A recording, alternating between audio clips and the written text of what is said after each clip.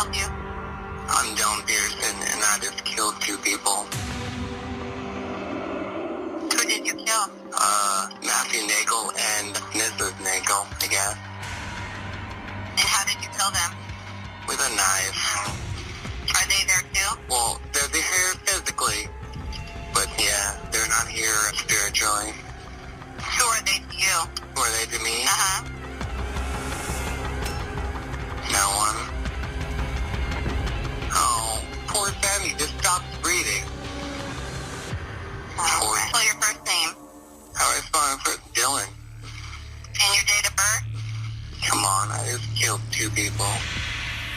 Okay. How did you get into their house? They let me in. Okay. Really? No. Come on. I killed 2 people. I understand that, Dawn. Got that? Yes. I killed 2 people. I killed them. Why did you kill them? Because I was born to. Just, the lights on. Get them here. Dylan Peterson is letting the operator know he's killed 2 people, and he's looking for a response, which is often what a person with psychopathy wants. They've done the act, they want a reaction from somebody else, and the operator isn't responding to all of his cues that are designed to elicit maybe some shock, some horror, or something other than what she's doing, and that's why he's irritated.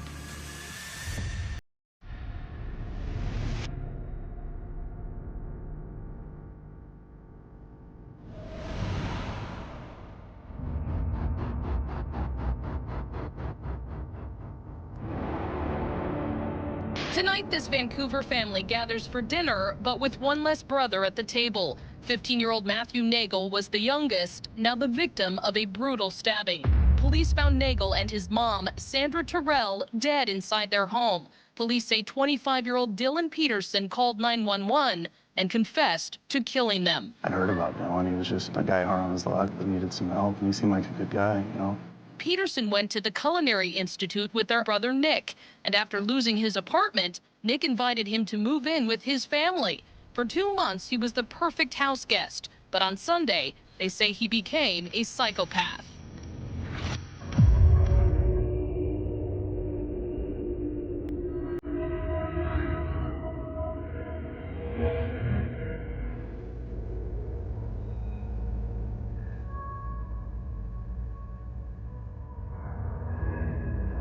How'd you cut your hand? Did the knife slip? Must have. I don't know. So the only reason you met these people is through Nick at school? Is that correct? That's correct. Nick is in the same class as I am at the school. And how I came to live with them is that I fell in hard times. I screwed my life up and ended up under a bridge for 6 days. So I finally just broke down and called Nick. He'll say that Nick is his friend and they were in school together, but at core, people with psychopathy don't connect to other people. People don't mean something to them as another human being. They are like objects. So the person he turned to and asked for help was out of the house that night, and then he killed that person's family. They thought that they were helping him. And in fact, he was just living off of them until he couldn't anymore. He couldn't control himself. He couldn't control those impulses. And something triggered him to, act on that.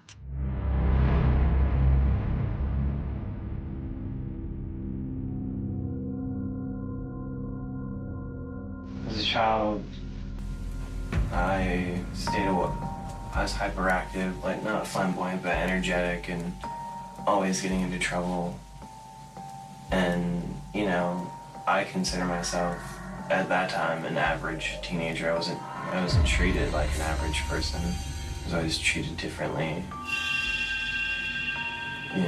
Bit of a loner, kind of a weird kid, How'd you and your mother get along? We were kept separate from our parents. Once we ever got to be together, really, it was like on a daily basis. It was at the dinner table. That was with her second husband.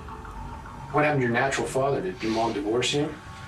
Yeah, he's abusive, and he dropped us off at my grandparents' house one day when I was 5 or 6. He just disappeared? Haven't seen him since. My first stepdad, he was an abusive man. Were you abused? Not if you ask my mom. Peterson's painting a picture of himself as having grown up in a tumultuous childhood. We know that children who experience adverse childhood events tend to have a higher likelihood of mental health disorders, including antisocial tendencies. He's pointing something out where he doesn't feel his mother recognized what he was experiencing. He has an axe to grind. He's got feelings about what she didn't do, and they're still very much alive in his head. Do you have a poor image of yourself? Always. As an odd kid, got made fun of a lot. Do you think you have any self-worth? No. It's all fake. I always knew that there was something inside of me. I always knew that there was something inside of me, and I could picture it. Inside of you what? Good or bad? Something wrong. Something that I missed.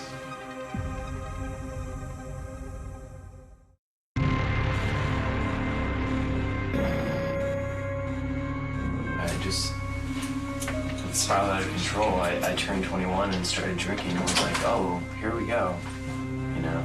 You think that was the start of a downward spiral in your life at age 21? Yeah, I became agoraphobic, massive alcoholic, to the point where I would just wake up, drink, you know, go out to the bar, couldn't keep a job. He discloses that when he was 21, he began to drink alcohol and spiraled into severe substance abuse.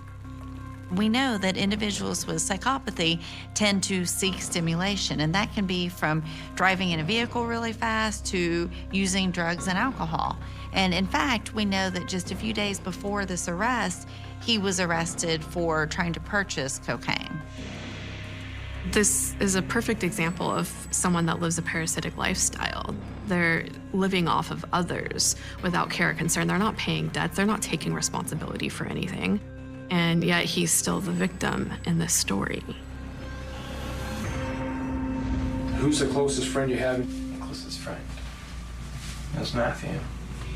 Still Matthew. The 15-year-old? Yeah. But he's dead. Yes, Dad. How does that make you feel? Relieved. Why do you feel relieved? Because I got it out. I got it out. Whatever that's been eating me away has been appeased. You know, it's been satisfied. Is it a demon? I believe it to be a demon, absolutely. I don't want to put words in your mouth, but I don't know what to describe it as. A monster. How long has it been inside you? The monster's always been there. He's not taking the responsibility of killing somebody. He's blaming it on his past and something inside of him.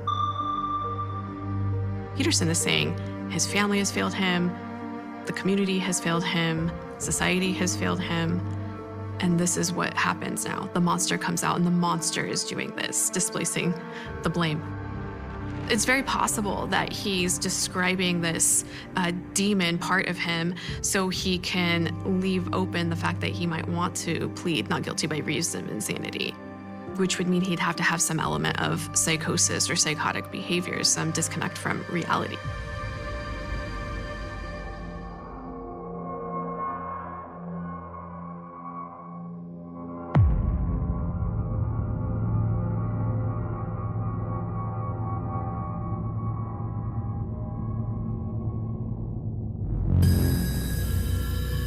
So everyone goes home at midnight or leaves the apartment. Who's left there at the apartment? Just 3 of us, just Sandy and Matthew. Was everything okay? Everything was fine. I wasn't all right. Because I was a bit angry at Sandy, really. Because Matthew had got his report card, and there were like 4 or 5 F's on it. I love that kid, yeah. He was a good kid. He was a good kid. He just needed a little discipline. Was he like a brother to you? He was like my little brother. He seems to feel entitled to be condescending toward the mother, be upset about bad grades, be upset about the way kids are raised today. He has so much self-inflated worth and value in himself and grandiosity that he believes he's in a position to be judging any of these other areas of life. I mean, you sound like you really cared about and looked after him. I tried to.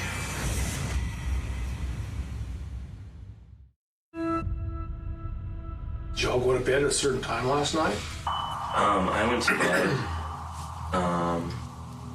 I don't know when. I pretended to sleep, I should say. What happened to get your attention to Matthew? Did something specific happen? Did you have a bad thought that came into your head? Well, first, I went into the bathroom, and I felt tall. You are tall. You're 6'1". I know, but I don't always feel tall. Yeah, and sometimes I slouch, but I found myself standing very erect. Very erect, and I was, uncharacteristically looking at them. There was actually some planning and calculating that went into it because he had to pretend to fall asleep. I think he studies. It's sort of like, a reptile studying for prey. The thoughts on his mind, he's not saying it yet. Then when he talks about going into the bathroom, it's a nice description of what we call depersonalization, where a person has an altered perspective of their physical body. They may feel taller or shorter than they actually are, and they may feel like they don't quite recognize themselves in the mirror. And we know that those states are associated with chemical changes in the brain. It's an indicator that there's stress going on. Yeah, and so I look in the mirror, and I saw his eyes. You saw whose eyes? The person inside me. What's the facial features look like? Is it the mirror image of you? Yeah, but he sneers. And I always tell him, I say, I know you. I know you. Where does it go? And then there's no more Dylan. There's no more Dylan. This narrative that Peterson's describing to them about having a monster inside of him can be challenging for detectives because now they're trying to understand whether or not he has a true mental illness. Is he dissociating? Is he psychotic? Usually people that have psychosis, which is a thought disorder encompassed by delusions, hallucinations, disorganized thought process, and disorganized behavior, he doesn't have that. He is somewhat organized in his behavior, and he's definitely organized in his thought process. He's telling us exactly what he's doing in detail from A to Z. And then they picked up a knife out of the knife kit. And I found just my sharpest knife.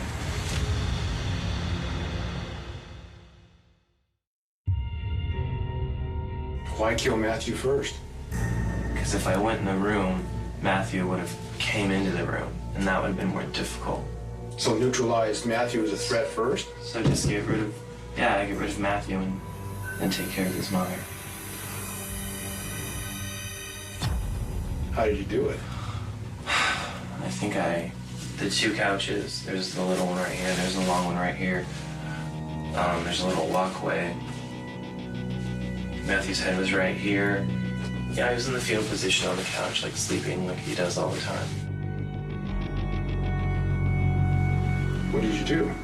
I tried to find the best angle, like I just wanted it to be a blow. Well, he got up, you know, he's like, Dylan, no! And then I just, shh.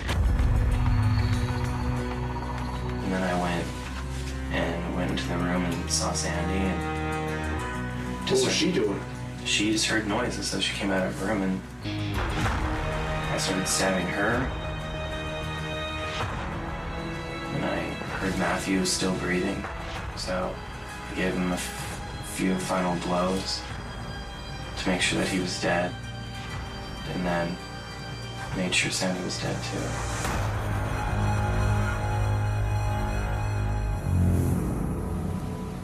Why so many times?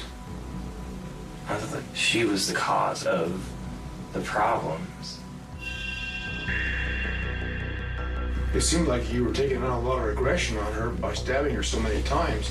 You know, front and back, I think she had over 30 stab wounds. Were you mad at her? Must have been. I had to have been. I was definitely mad at her. I was definitely mad at her.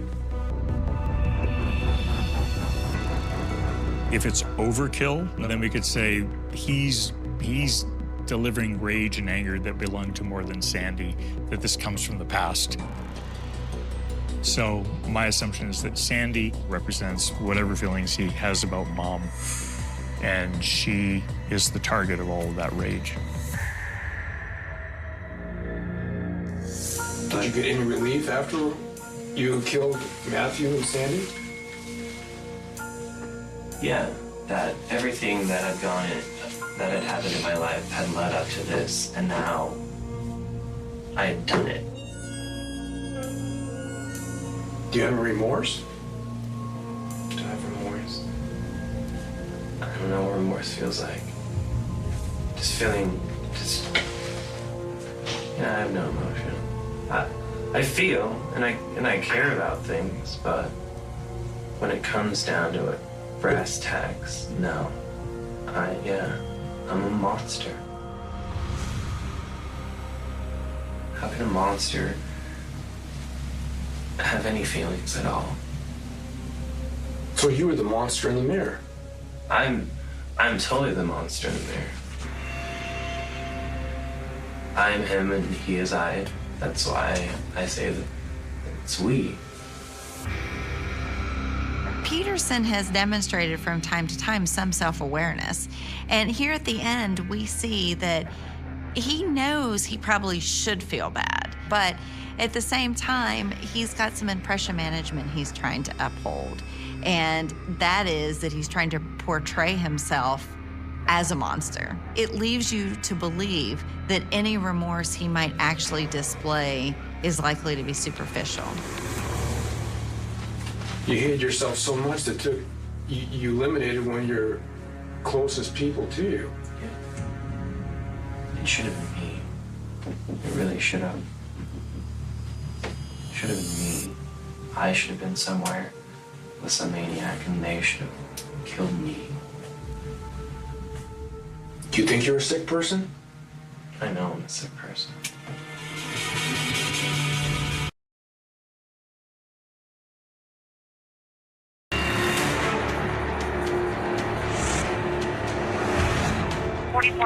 North Farmer 249.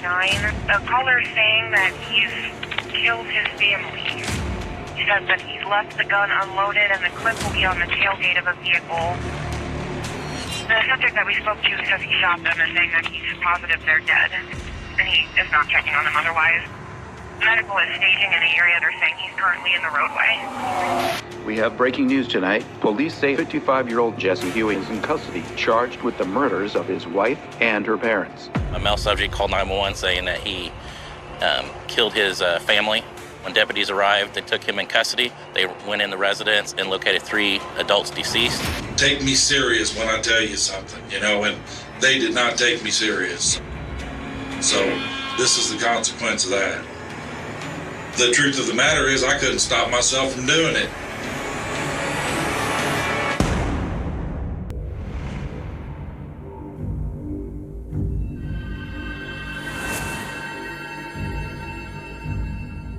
honest with you, I do know a little bit about what happened, but not much.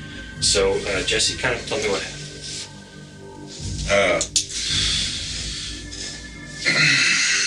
I shot my wife and her mom and her stepdad. Cold-blooded murder this afternoon. Okay.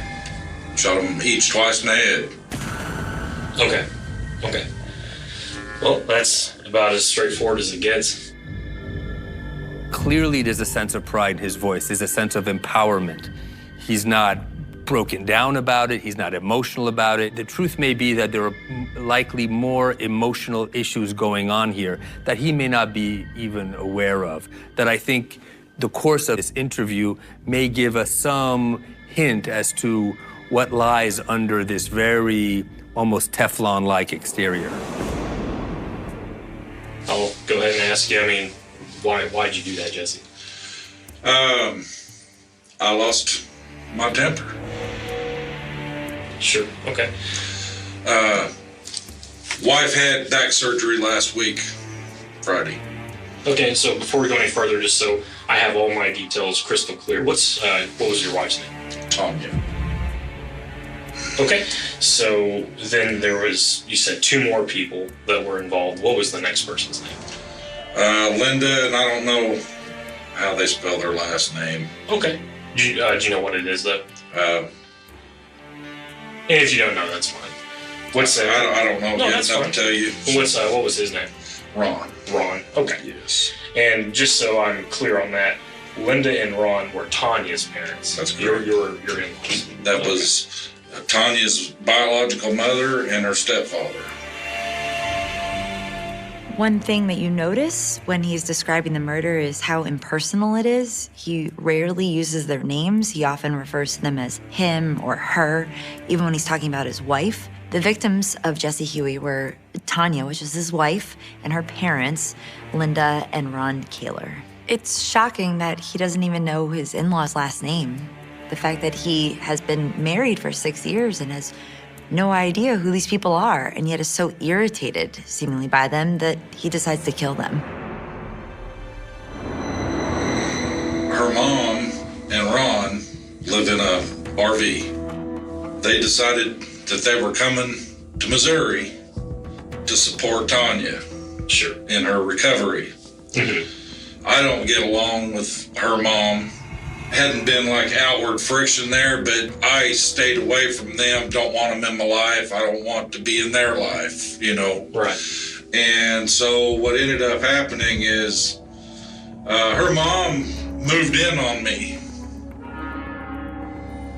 Now, bearing in mind, that's my place, and I'm the one that pays the bill on it. So I felt pretty disrespected. Because it sounds like they would just show up and invite themselves. Well, see, when Tanya and I got together years ago, her mom and Ron pulled this before, where they just show up, kind of unannounced and stay. Yeah. You know, that's no social grace there at all. You understand what I'm saying? And so did that surgery that she had, I imagine, being a back surgery that it probably laid her out, she probably couldn't walk, or is that not the case? She, at the very first, she was walking. Over the course of the week, I'm watching my wife improve, where she's able to get up and walk around, and, you know, Linda wasn't making any, there was no indication they were going to leave at all. It's so ironic that Jesse Huey is saying, you know, the mother had no social graces, as if he's in any position to be discussing social graces when he just murdered them. And he seems to have no sympathy for what his wife was going through in her recovery or gratitude for the fact that her parents were there to help. Instead, he's just frustrated that they're there. So tell me how those conversations went. Well, I told her, I said, you know, I'm not happy about this. I ain't going to live like this. I said, you know, they need to go. I am here. Her mom, like I said, wasn't able to physically help her do anything. You know, I pay the bill on that place, so that gives me some say. Granted, she's on the note too, so, you know, Linda came in and burrowed in like a tick and just pretty much made it obvious that she wasn't going anywhere. This afternoon, I was pushed to the point I could not resist letting go. Like I said, I felt intruded upon. I felt disrespected. I talked to Tanya probably Wednesday, and I left the front door open. Her mother was in the kitchen right there, and I left the front door open so she could hear every goddamn word. I think another aspect of Huey's behavior here and his reaction is that any intrusion to him feels like he's losing control over his life and himself. And so he has no tolerance for anybody else asking anything of him, or no tolerance for having to comply or to be docile or giving to any other human being. I apologize for not asking, but Jesse, what do you do for work? Well, I was a construction worker, and then my hip and my knees and my low back went out, and I haven't been working. Okay, so are you on disability, I guess? No, I'm not on disability. Okay. The doctors I went to go see, I had carpenter's insurance. The doctors that I had to go see through that insurance really didn't do nothing to help me. Okay, so did you and Tanya live upstairs or downstairs? No, we lived downstairs. My dad lived in the modular upstairs. What we've heard from Huey is that he's not working, he's not contributing to the home. He's not describing himself as particularly helpful. We have a picture here of a very one-sided parasitic relationship. He's living life the way he wants to, and his wife has to tolerate it and support it. And if she does not, as she didn't in the moments before she was killed, it had catastrophic consequences. So tonight, when this incident happened, specifically, what led up to this? Well, I had gone out and visited some friends and went and had lunch and stuff. Okay. And when I come home, they were all gone. And I looked around the house, and it kind of looked to me like Linda may have picked up her stuff, like maybe she got the hint and left. I thought, well, good. Yeah. Maybe she's finally got the hint, and, you know, they're going to go on about their way. Okay. And I was upstairs talking to Dad about the whole situation. And anyway, while I was up there, I see him roll in. I went down there, and I walked in, and they're all sitting there in the kitchen. I said, Ron and Linda, you need to leave. And my wife said, they're not going anywhere. I'm half owner of this place. They stay here as long as they want to. Mm-hmm. So I went outside, I got my gun, I walked back in, I shot them all in the head. And I shot them all in the head again to make sure they were down. He wanted to make sure they were extinguished. And he refers to them in a way that's so dehumanizing. He says, I want to make sure they were down, which is how you refer to animals if you're going to euthanize them. And that's exactly how he saw these people that were his family. Okay. Where did you get the gun from? I had it in my truck. And that's when I decided, all right then, because, you know, I warned her earlier in the week, and I told her I was very unhappy about this, and I said, you know, you're going to make me go off. Mm-hmm. And if you do, this is on you. And this is what she got for it. She made me go off, and now there's 3 dead people. It was over and under a minute. I put them all on the ground.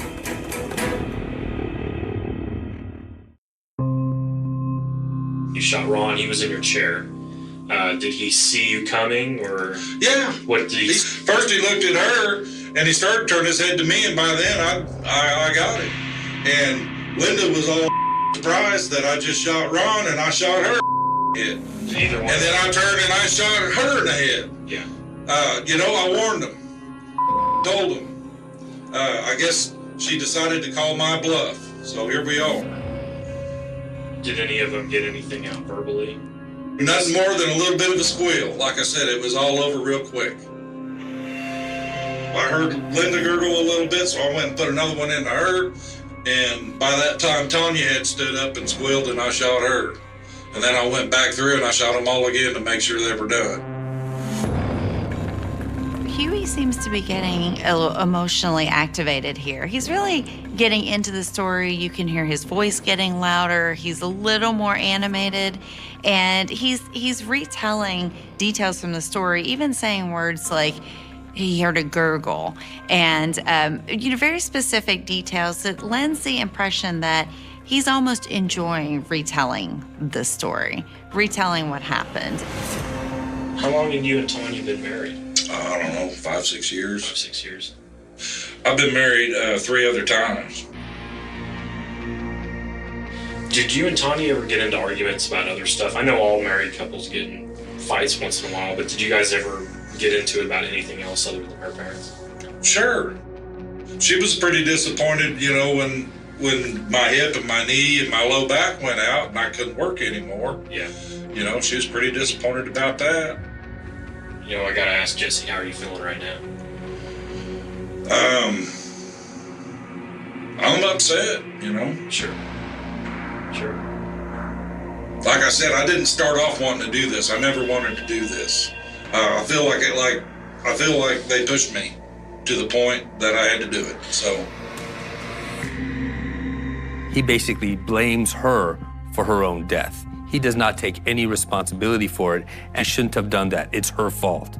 And that's pretty typical of certain psychopaths who don't want to take responsibility for the atrocious things that they've done and who blame their victim. The investigator does his best to try to tease out the level of social stress, the level of imposition that these victims put on him, and finds none.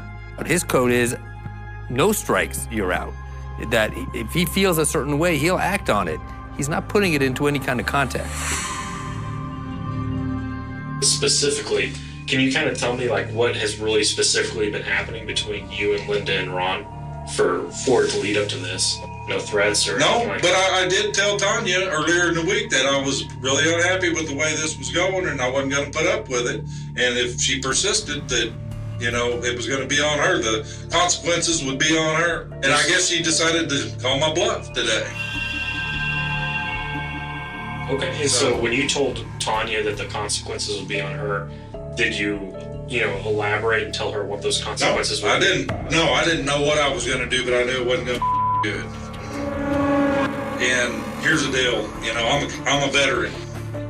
Take me serious when I tell you something, and they did not take me serious. So this is the consequence of that. Now, I've killed them and ruined the lives of, their family. The truth of the matter is I couldn't stop myself from doing it. It happened fast. I couldn't stop myself from doing it.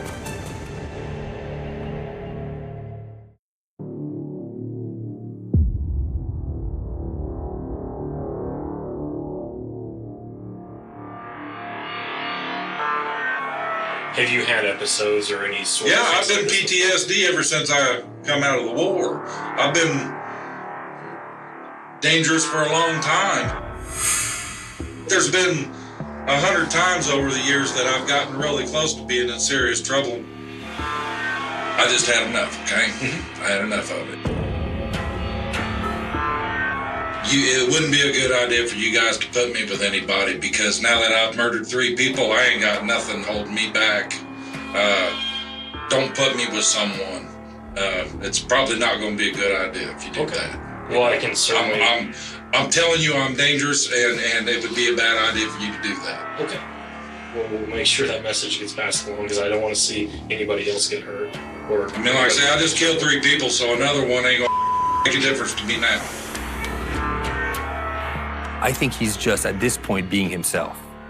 I think at this point, he's finally reached a point in his existence where he has let go and feels good about letting go.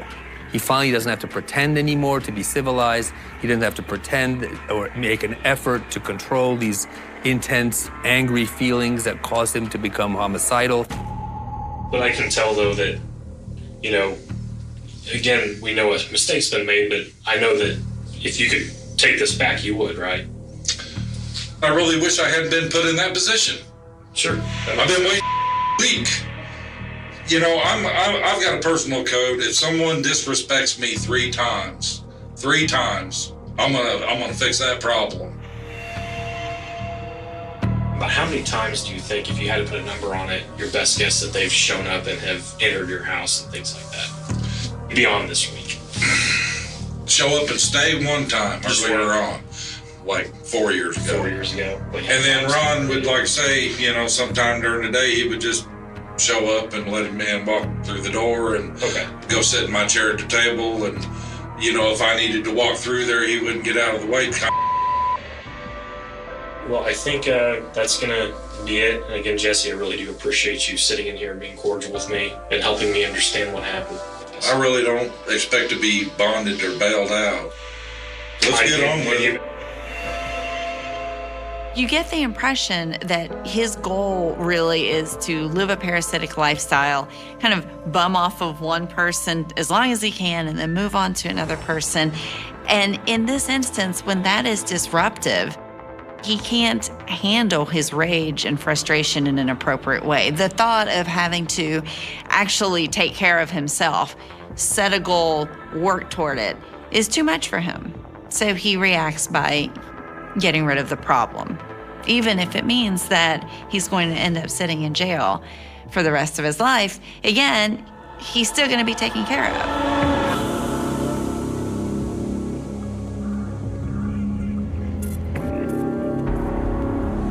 Okay, so I understand you had some text messages, yes, and she maybe confided in you about a couple things. Mm-hmm. She told Jesse that, you know, only one person can be there the day of the surgery.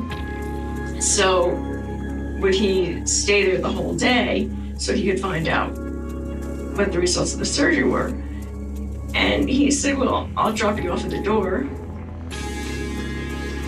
She was getting ready to leave him. She was planning on, once her back got together, because I think she could see that he was getting to be real odd.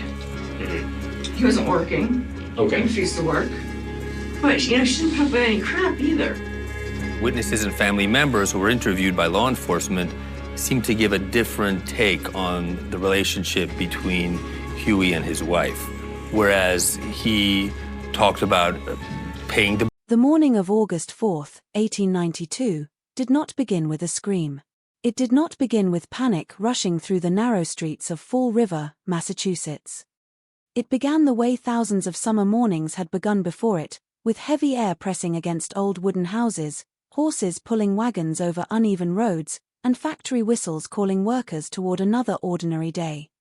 Nothing about the sunlight hinted that before noon, one respectable American family would become the center of one of the greatest murder mysteries in history.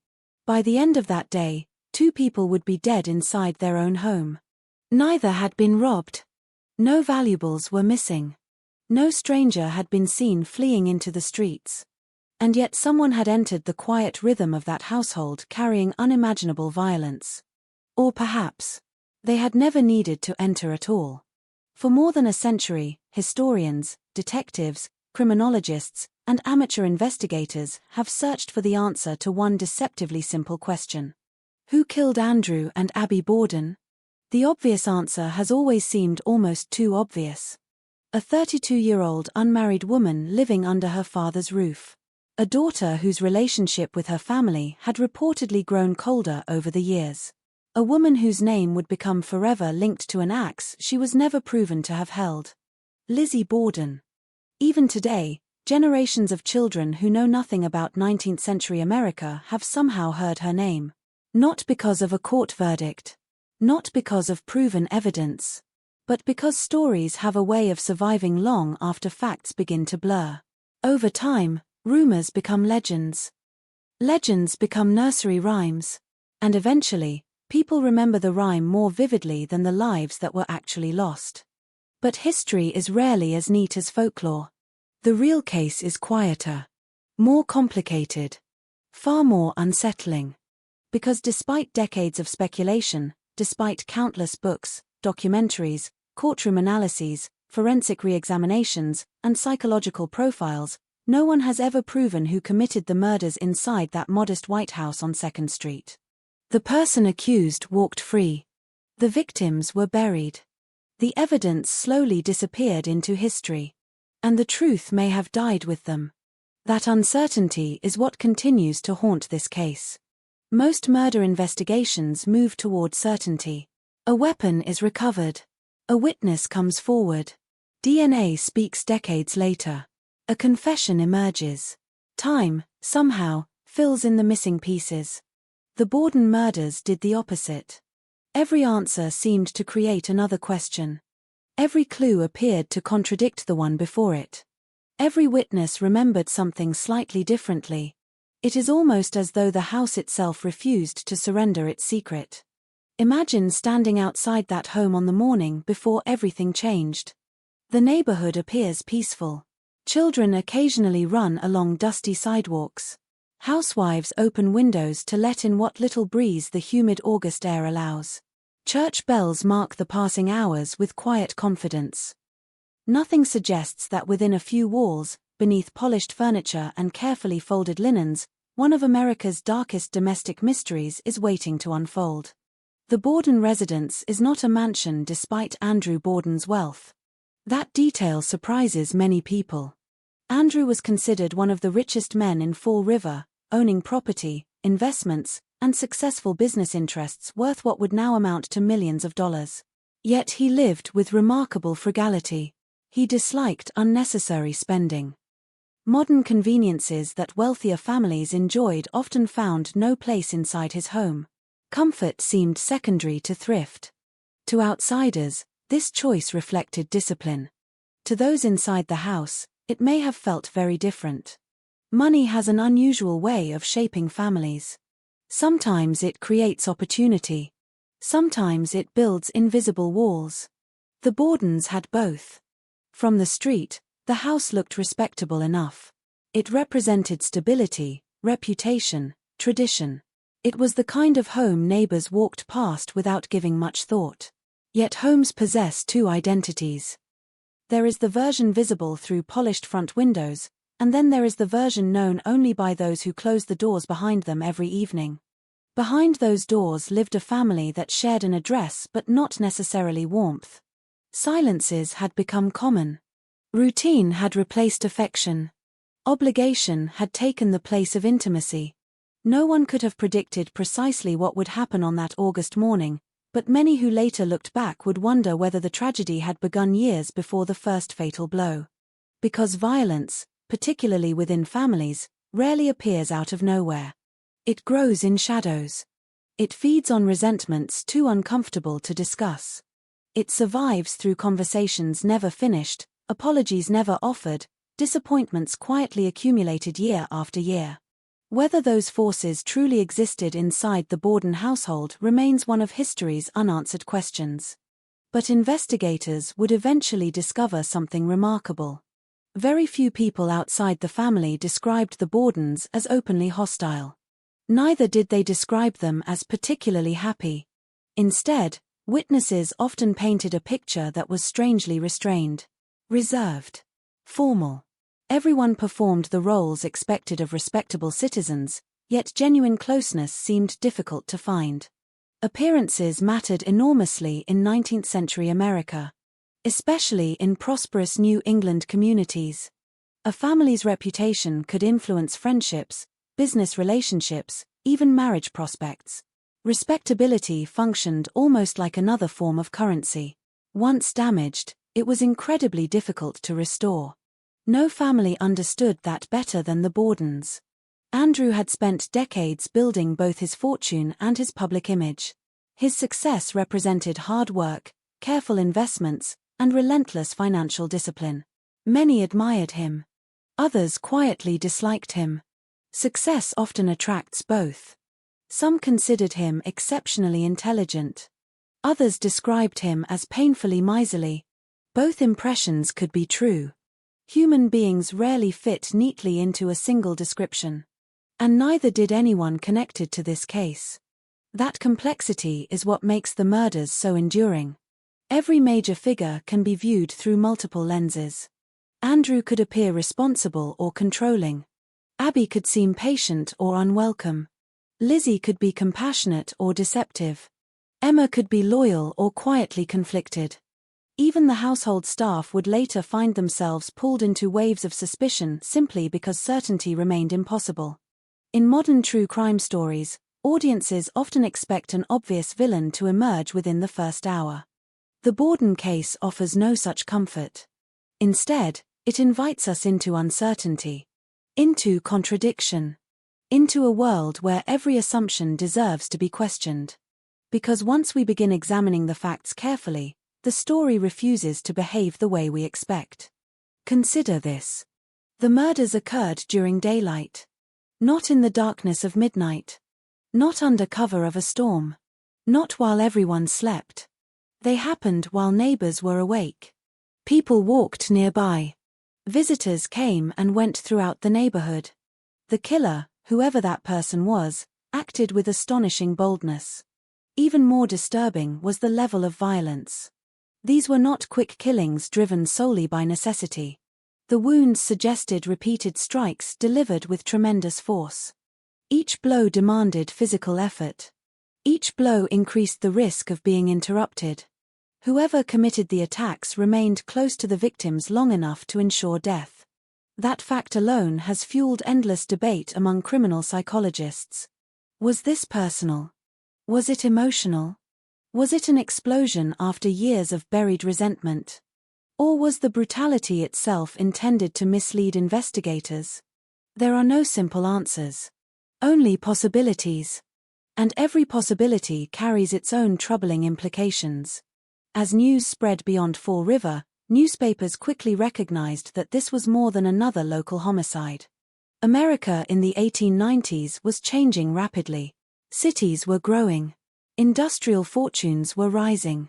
Newspapers competed fiercely for readers, and sensational crimes sold papers faster than almost anything else. The Borden murders contained every ingredient editors could hope for.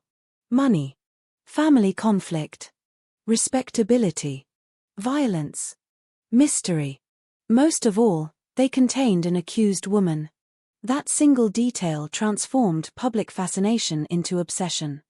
At a time when women were widely viewed as naturally nurturing, morally refined, and less capable of extreme violence than men, the possibility that a respectable church-going woman might have murdered her own father and stepmother shattered comfortable assumptions. Some readers refused to believe it was possible. Others believed it immediately. Neither group possessed proof. Yet opinions formed long before evidence had been carefully examined. Perhaps that is one lesson this case still teaches today. People often decide what they believe first. The facts come later. Sometimes they never arrive at all. As investigators stepped through the front door of the Borden home, they entered far more than a crime scene. They entered a puzzle that would outlive every person involved. A puzzle whose missing pieces would frustrate generations yet to come. Because somewhere inside those quiet rooms lay the truth. Hidden beneath ordinary furniture. Concealed within ordinary conversations. Buried beneath memories that shifted with every retelling. And before the investigation could begin, before accusations divided a community, before newspaper headlines transformed one family into an international sensation, there was only a summer morning, a house standing silently beneath the Massachusetts sun. And a secret waiting behind its walls that would change American criminal history forever. If those walls could speak today, they would not tell a story that begins with murder. They would begin with ordinary mornings. The scrape of chairs across worn wooden floors. The quiet rhythm of footsteps moving from one room to another. The faint smell of breakfast lingering long after the dishes had been cleared away. A maid carrying water from room to room. Doors opening and closing with familiar creaks that no one inside even noticed anymore. The sounds were so ordinary that they became invisible, the kind of details people never remember until something terrible forces them to. That is one of the cruelest truths about violent crime. The moments before a life changes forever rarely feel important while they are happening. No one wakes up believing they are living the final ordinary day of their life. No one looks around the breakfast table thinking that every face they see will soon belong to history. On the morning of August 4, 1892, there was no audience watching. There was no narrator warning anyone that they were walking toward catastrophe. There were only routines that had been repeated hundreds of times before, routines that offered the comforting illusion that tomorrow would look exactly like today. And then, somewhere inside that house, something broke. Whether it was a plan carefully constructed over weeks, a sudden explosion of anger, or the actions of someone who had entered unnoticed, no one can say with certainty. That uncertainty is not merely a frustrating detail of the case. It is the foundation upon which every theory has been built for more than a century. Every investigator who has revisited the evidence eventually arrives at the same unsettling realization. There is no version of this story without unanswered questions. That may explain why the case refuses to disappear. Unlike crimes that end with an arrest supported by overwhelming evidence, the Borden murders leave the mind restless. Human beings are uncomfortable with unfinished stories. We instinctively search for conclusions, for motives, for someone to blame. We want justice to fit neatly into a beginning, a middle, and an end. This case denies us that satisfaction. Instead, it asks us to sit with uncertainty, to examine not only what happened, but what could have happened. To recognize how fragile the pursuit of truth can become when evidence is incomplete and memory begins to fade. It is easy, from the distance of more than 100 years, to imagine that modern investigators would solve this mystery within days. Fingerprints would be collected. DNA would be analyzed. Surveillance cameras from nearby streets would reconstruct movements minute by minute. Mobile phone records would reveal locations. Digital timelines would expose contradictions. None of those tools existed in 1892. The detectives who entered the Borden home relied on observation, witness testimony, intuition, and physical evidence that could easily be contaminated or misunderstood. They worked in an era when forensic science was still in its infancy. Crime scenes were not sealed with the precision we now expect. Curious neighbors, family members, doctors, and officers often moved through the same rooms before every detail had been documented. Every footprint could disappear. Every object could be moved. Every missed observation could become an answer lost forever. That reality does not necessarily mean the investigators were careless. Many worked with dedication and genuine determination. They simply belonged to a different century, one that had not yet developed the scientific methods modern audiences often take for granted. Looking back, it is tempting to criticize every mistake. It is much harder to imagine solving the mystery with only the knowledge available at the time. That challenge is part of what makes the Borden investigation so fascinating. It exists on the edge between old-world detective work and the beginnings of modern criminal investigation. Every decision made by police would later be dissected by historians, lawyers, psychologists, and forensic experts, each wondering whether a single overlooked detail might have changed everything. Yet perhaps the greatest mystery was never the weapon, nor the timeline, nor even the identity of the killer. Perhaps the greatest mystery was the family itself. Families often develop their own language, their own silences, their own invisible rules that outsiders rarely understand. A conversation that seems harmless to a visitor may carry years of hidden meaning for those sitting at the table. A glance across the room may communicate resentment, loyalty, fear, or disappointment without a single word being spoken. When strangers later attempt to reconstruct those relationships, they face an impossible task. They inherit fragments. One witness remembers kindness. Another remembers tension. One neighbor recalls smiles. Another recalls distance. Both may be telling the truth. Human relationships are rarely consistent enough to fit comfortably inside courtroom testimony. The Bordens were no exception. As public fascination grew, newspapers eagerly searched for dramatic explanations. Some portrayed the household as deeply divided, simmering with resentment over inheritance and family loyalty. Others emphasized respectability and religious devotion, suggesting that such violence seemed almost unimaginable beneath that roof. The reality may have lived somewhere between those extremes. Real families often do. That is why this story has endured across generations. It is not simply a murder mystery. It is a study of appearances. It asks how well anyone truly knows the people they share a home with. It forces us to confront the uncomfortable possibility that ordinary lives may conceal extraordinary tensions invisible to everyone outside the front door. The White House on 2nd Street became a symbol of that contradiction. From the outside, it represented stability. Inside, it would soon become one of the most infamous crime scenes in American history. Long after the blood had been cleaned away, long after the funeral processions had passed, long after newspaper presses stopped printing daily updates, people continued visiting the neighborhood, slowing their pace as they approached the property. Imagining what those rooms must have looked like during the final hours before the murders. Curiosity became part of the house itself. Every creaking staircase invited speculation. Every doorway seemed to frame another unanswered question. Even today, discussions about the case rarely begin with certainty. Instead, they begin with possibility. What if investigators overlooked something obvious?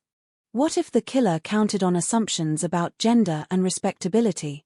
What if the truth was hidden in plain sight from the very beginning? Or what if history has spent more than a century accusing the wrong person? Those questions have inspired books, films, academic research, psychological analyses, and forensic reviews. Each generation brings new methods and fresh perspectives, yet none has managed to erase the central mystery. Instead, every attempt seems to deepen it. Because each new theory explains some facts while creating new contradictions. The more closely the evidence is examined, the more elusive certainty becomes. That is not failure. It is the nature of unresolved history. There is another reason this case continues to resonate. It reminds us that justice and truth are not always the same thing. A courtroom determines whether guilt has been proven beyond a reasonable doubt. History asks a different question. What actually happened? Those questions sometimes lead to the same destination. Sometimes they do not. The distinction matters. Especially in a case where public opinion became almost as influential as physical evidence. Once suspicion settles upon a person, it acquires remarkable endurance. Every action afterward begins to look suspicious. Every inconsistency appears intentional. Every forgotten detail becomes another reason to believe guilt must exist somewhere beneath the surface. But suspicion is not proof. Neither is reputation. Neither is rumor. The Borden case would become one of history's greatest demonstrations of how easily those boundaries can blur. By the time the investigation reached its conclusion, millions of people believed they already knew the answer. The law would reach a different conclusion. History would refuse to settle the argument. And so the debate continues. Not because the evidence grows stronger with time, but because the mystery remains powerful enough to invite every generation into its shadow. As we begin this journey together, it is important to set aside everything popular culture has taught us about Lizzie Borden. Forget the nursery rhyme. Forget the simplified versions repeated in documentaries and headlines. Forget the certainty that often accompanies stories retold too many times. Instead, return to that warm August morning. Picture the sunlight filtering through lace curtains. Picture polished furniture standing exactly where it had stood the day before. Picture a house that looked no different from any other respectable home on the street. Somewhere within those quiet rooms, two people were living the final hours of their lives without knowing it. Somewhere within those same walls, another person, whether family member, acquaintance, or stranger, was moving toward a decision that would echo through American history for more than a century. The truth did not vanish overnight. It disappeared one unanswered question at a time. And before we can understand the horror of what happened inside the Borden house, we first have to understand the people who lived there, the town that shaped them. And the quiet tensions hidden beneath the surface of a family whose name would become synonymous with one of the most enduring mysteries ever to enter an American courtroom. In the next chapter, we travel back to Fall River before it became famous, before newspaper headlines transformed an ordinary address into a landmark of true crime, and before the Borden family became characters in a story they never chose to tell. Before the Borden name became inseparable from one of the most enduring mysteries in American criminal history, Fall River was already a city living two very different lives. To a traveler arriving by train in the summer of 1892, the city appeared energetic and prosperous. Brick mill buildings stretched toward the sky, their towering chimneys releasing dark ribbons of smoke that drifted above rows of tightly packed houses. The steady rhythm of machinery echoed through entire neighborhoods from dawn until dusk, blending with the clatter of horse-drawn wagons and the whistles that dictated the daily lives of thousands of workers. Industry had transformed Fall River into one of New England's most important textile centers, attracting families from across America and Europe in search of opportunity. Opportunity, however, did not arrive equally for everyone.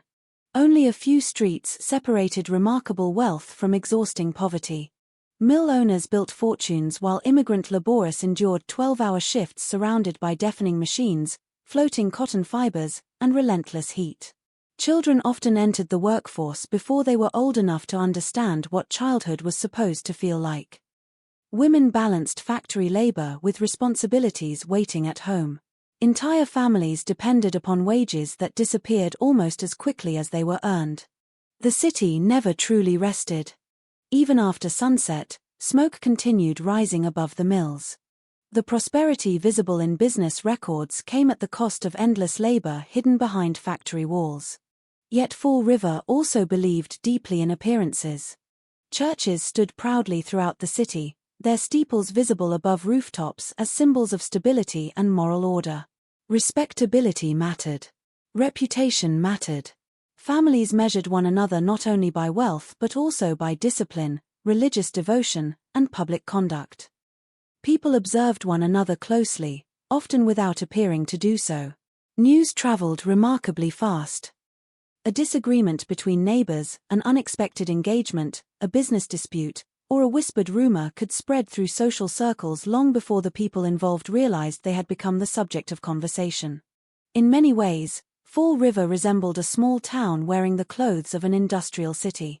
Everyone seemed connected through someone else. That meant privacy was fragile. It also meant scandal was unforgettable. Few families represented financial success more clearly than the Bordens. Andrew Jackson Borden had built his fortune through patience, careful investments, and an unwavering commitment to financial discipline. Unlike the flamboyant industrialists who displayed their success through lavish homes and extravagant lifestyles, Andrew viewed money differently. Wealth, to him, was something to preserve rather than display. He invested. He purchased property. He expanded his business interests. He avoided unnecessary expenses whenever possible. Friends and business associates often admired his judgment. They described him as intelligent, practical, and remarkably capable of recognizing profitable opportunities. His financial instincts earned respect throughout the community. Yet admiration did not necessarily inspire affection. Many who knew Andrew also described him as exceptionally frugal. Stories circulated throughout Fall River about his reluctance to spend money on comforts that other wealthy families considered ordinary. While many prosperous businessmen relocated to the fashionable district known as the Hill, where elegant homes reflected economic success, Andrew remained on 2nd Street in a neighborhood that was respectable but noticeably less prestigious. To outsiders, the decision seemed unusual. To Andrew, it made perfect sense. Why purchase luxury simply because others expected it? Practicality governed nearly every aspect of his life. That philosophy shaped not only his finances but also his household. The Borden residence reflected comfort without extravagance. It was a solid New England home, functional and well-maintained, yet lacking many conveniences increasingly common among families of similar wealth. Indoor plumbing remained limited. The layout reflected older architectural styles rather than modern preferences. Rooms connected in ways that offered little privacy. Narrow hallways and steep staircases gave the interior an enclosed feeling despite its respectable size. The house seemed designed for order rather than warmth. Furniture occupied its place with quiet purpose. Curtains filtered sunlight without inviting attention. Every object suggested durability over elegance. For visitors, the home appeared respectable. For those who lived there every day, familiarity may have slowly transformed into confinement. The household itself consisted of only a handful of people. Andrew Borden. his second wife, Abby, his 2 unmarried daughters from his first marriage, Emma and Lizzie, and the family's live-in maid, Bridget Sullivan, who had immigrated from Ireland several years earlier. On paper, they represented an ordinary Victorian family. Reality proved considerably more complicated. Years before the murders, death had already visited the Borden household. Andrew's first wife, Sarah Anthony Morse Borden, had died while her daughters were still young. The loss permanently altered the family. Lizzie was not yet 3 years old. Emma was only a child herself. Whatever memories they retained of their mother would have been filtered through photographs, stories, and fragments of emotion rather than clear recollection. Several years later, Andrew married Abby Durfee Gray. Legally and socially, she became the girl's stepmother. Emotionally, the relationship appears never to have reached that point. Historical records suggest that Lizzie and Emma often referred to Abby not as mother, but as Mrs. Borden. The choice may seem minor to modern ears, but within Victorian family life, such language carried significance. It suggested distance, formality, a relationship defined more by obligation than affection. Whether Abby desired greater closeness remains impossible to know with certainty. What survives are observations rather than private thoughts. Neighbors generally described her as quiet, religious, and dutiful. She maintained the household, attended church, and fulfilled the expectations placed upon respectable women of her generation. Publicly, little suggested dramatic conflict. Private emotions, however, rarely leave historical records. The same was true of Lizzie. By the age of 32, Lizzie Borden occupied an unusual position within 19th-century society. She was educated, active in church organizations, involved in charitable work, and respected by many acquaintances. She taught Sunday school, participated in community activities, and appeared, at least publicly, to embody the values expected of a middle-class New England woman. Yet she remained unmarried. Today, that fact may seem unremarkable. In 1892, it attracted attention. Marriage represented one of the principal expectations for women of her social class. Remaining single into one's 30s inevitably prompted questions, even when voiced politely. Some assumed personal choice. Others speculated about circumstance. Whatever the reason, Lizzie continued living under her father's roof, financially dependent despite belonging to one of the wealthiest families in the city. Emma, her older sister, shared much the same situation. The sisters occupied neighboring bedrooms and appeared deeply loyal to one another. Throughout much of their adult lives, they functioned almost as partners, navigating the routines and tensions of the household together. If there were disagreements, they presented a united front. That bond would become increasingly important after the events of August 1892.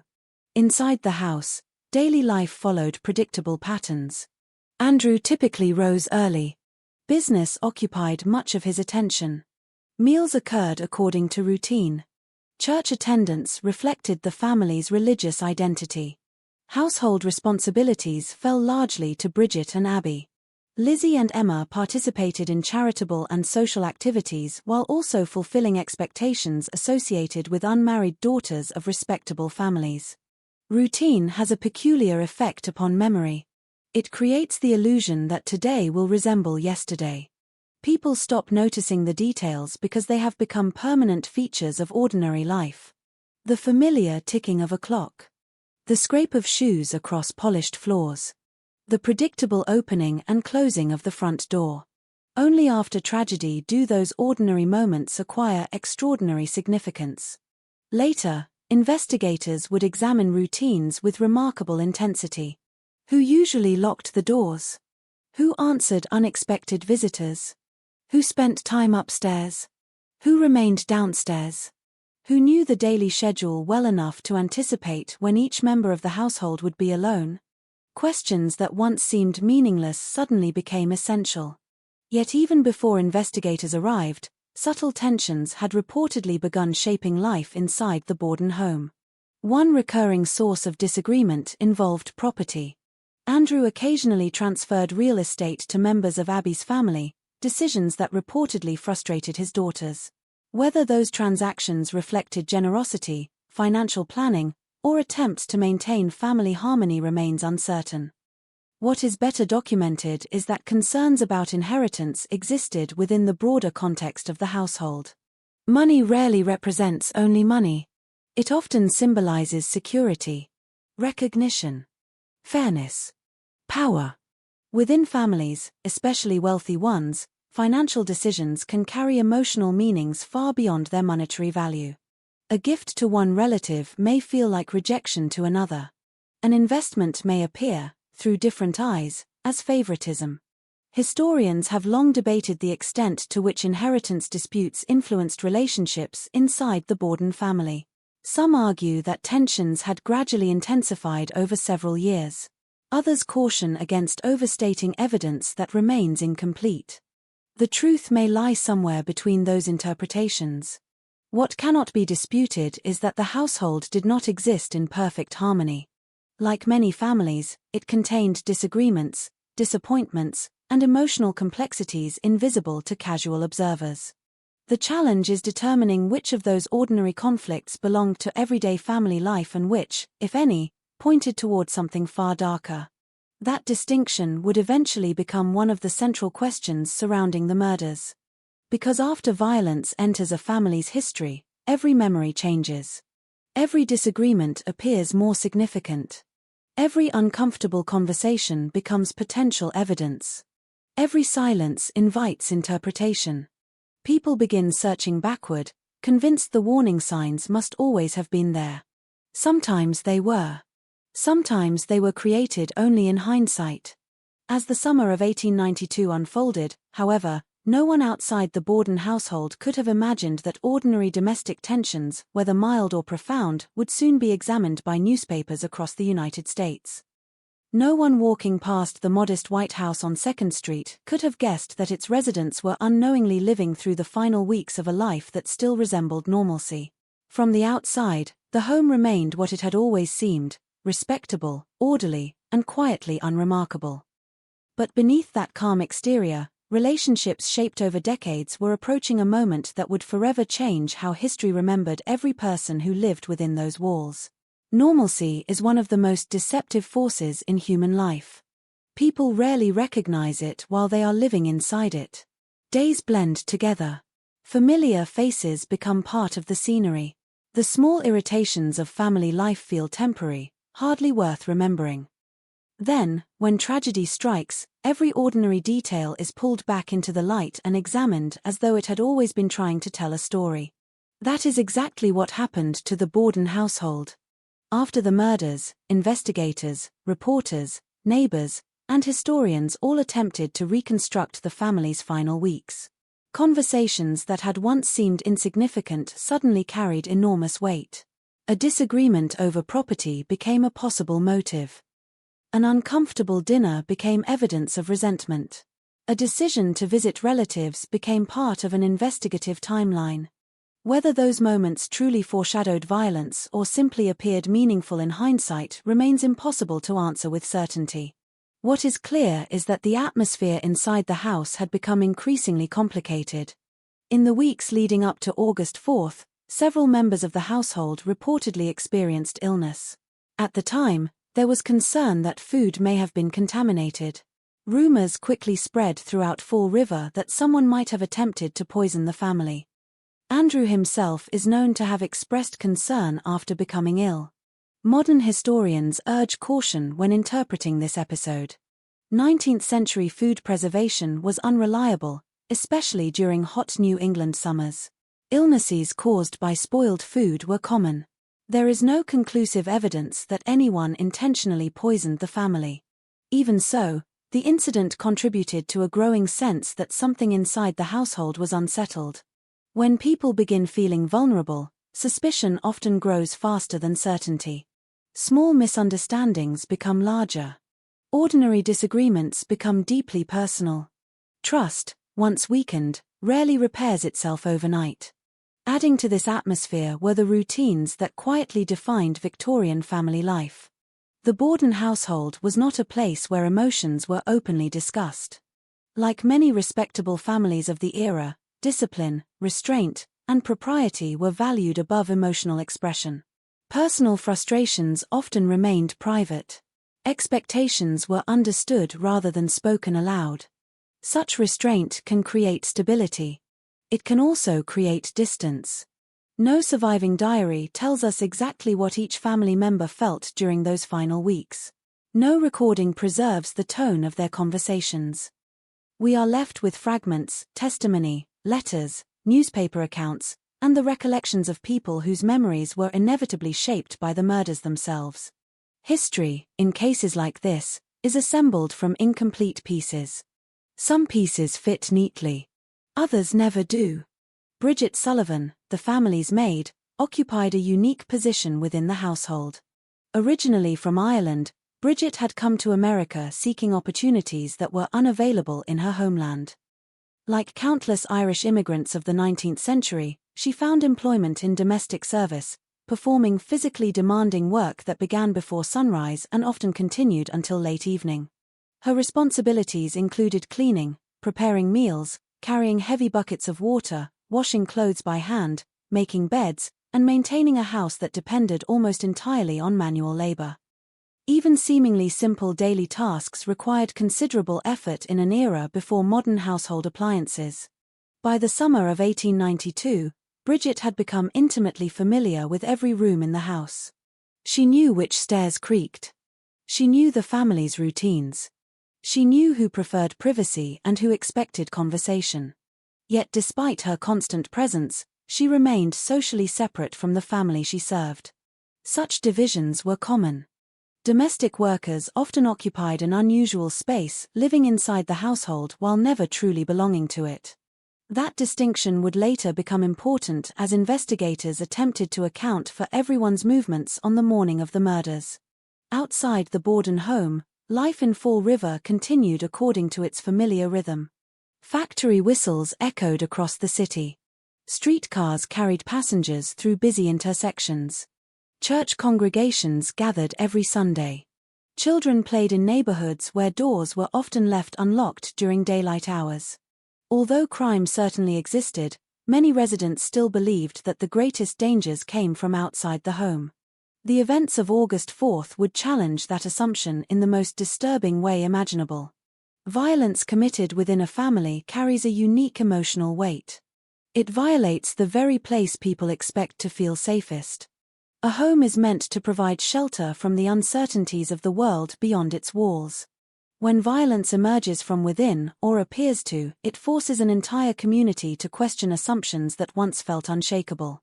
That is one reason the Borden murders resonated so deeply. They were not simply two homicides. They represented the collapse of an ideal.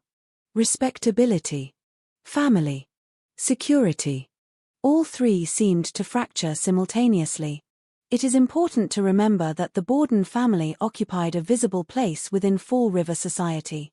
Andrew's financial success made him well known in business circles. Liz's involvement in church activities brought her into contact with many residents. Emma was similarly recognized within the community. Their lives were not hidden from public view. People believed they knew them. Perhaps that belief made the murders even more shocking. When tragedy strikes a family already familiar to an entire town, everyone begins asking the same question. How could this happen here? The answer is almost never simple. Communities often imagine violence as something that belongs somewhere else, to strangers, to distant cities, to people unlike themselves. History repeatedly demonstrates otherwise. Some of the most enduring criminal mysteries begin in places that appeared entirely ordinary only days before. The Borden house was one of those places. Even its location reflected practicality rather than prestige. It stood on 2nd Street, surrounded by neighboring homes and everyday activity. There was no isolation, no remote countryside where screams might go unheard for hours. People passed nearby throughout the day. Visitors occasionally knocked at the front door. Business associates came and went. This was not a hidden house. It was a visible one. That fact would become one of the greatest puzzles investigators faced. If the killer came from outside, how did they enter and leave without attracting attention? If the killer came from inside, How could such extraordinary violence occur within a home occupied by multiple people? Those questions remain central to the mystery more than a century later. As historians reconstruct the timeline, one detail consistently stands out. The murders occurred during broad daylight. Not beneath the cover of darkness. Not during a storm. Not while the city slept. The timing required confidence or desperation. It suggested that whoever committed the attacks either understood the household's routine remarkably well or accepted extraordinary risks. That realization has fueled countless theories. Was the killer someone familiar with the family? Did they know precisely when each victim would be alone? Or were the events shaped by chance rather than careful planning?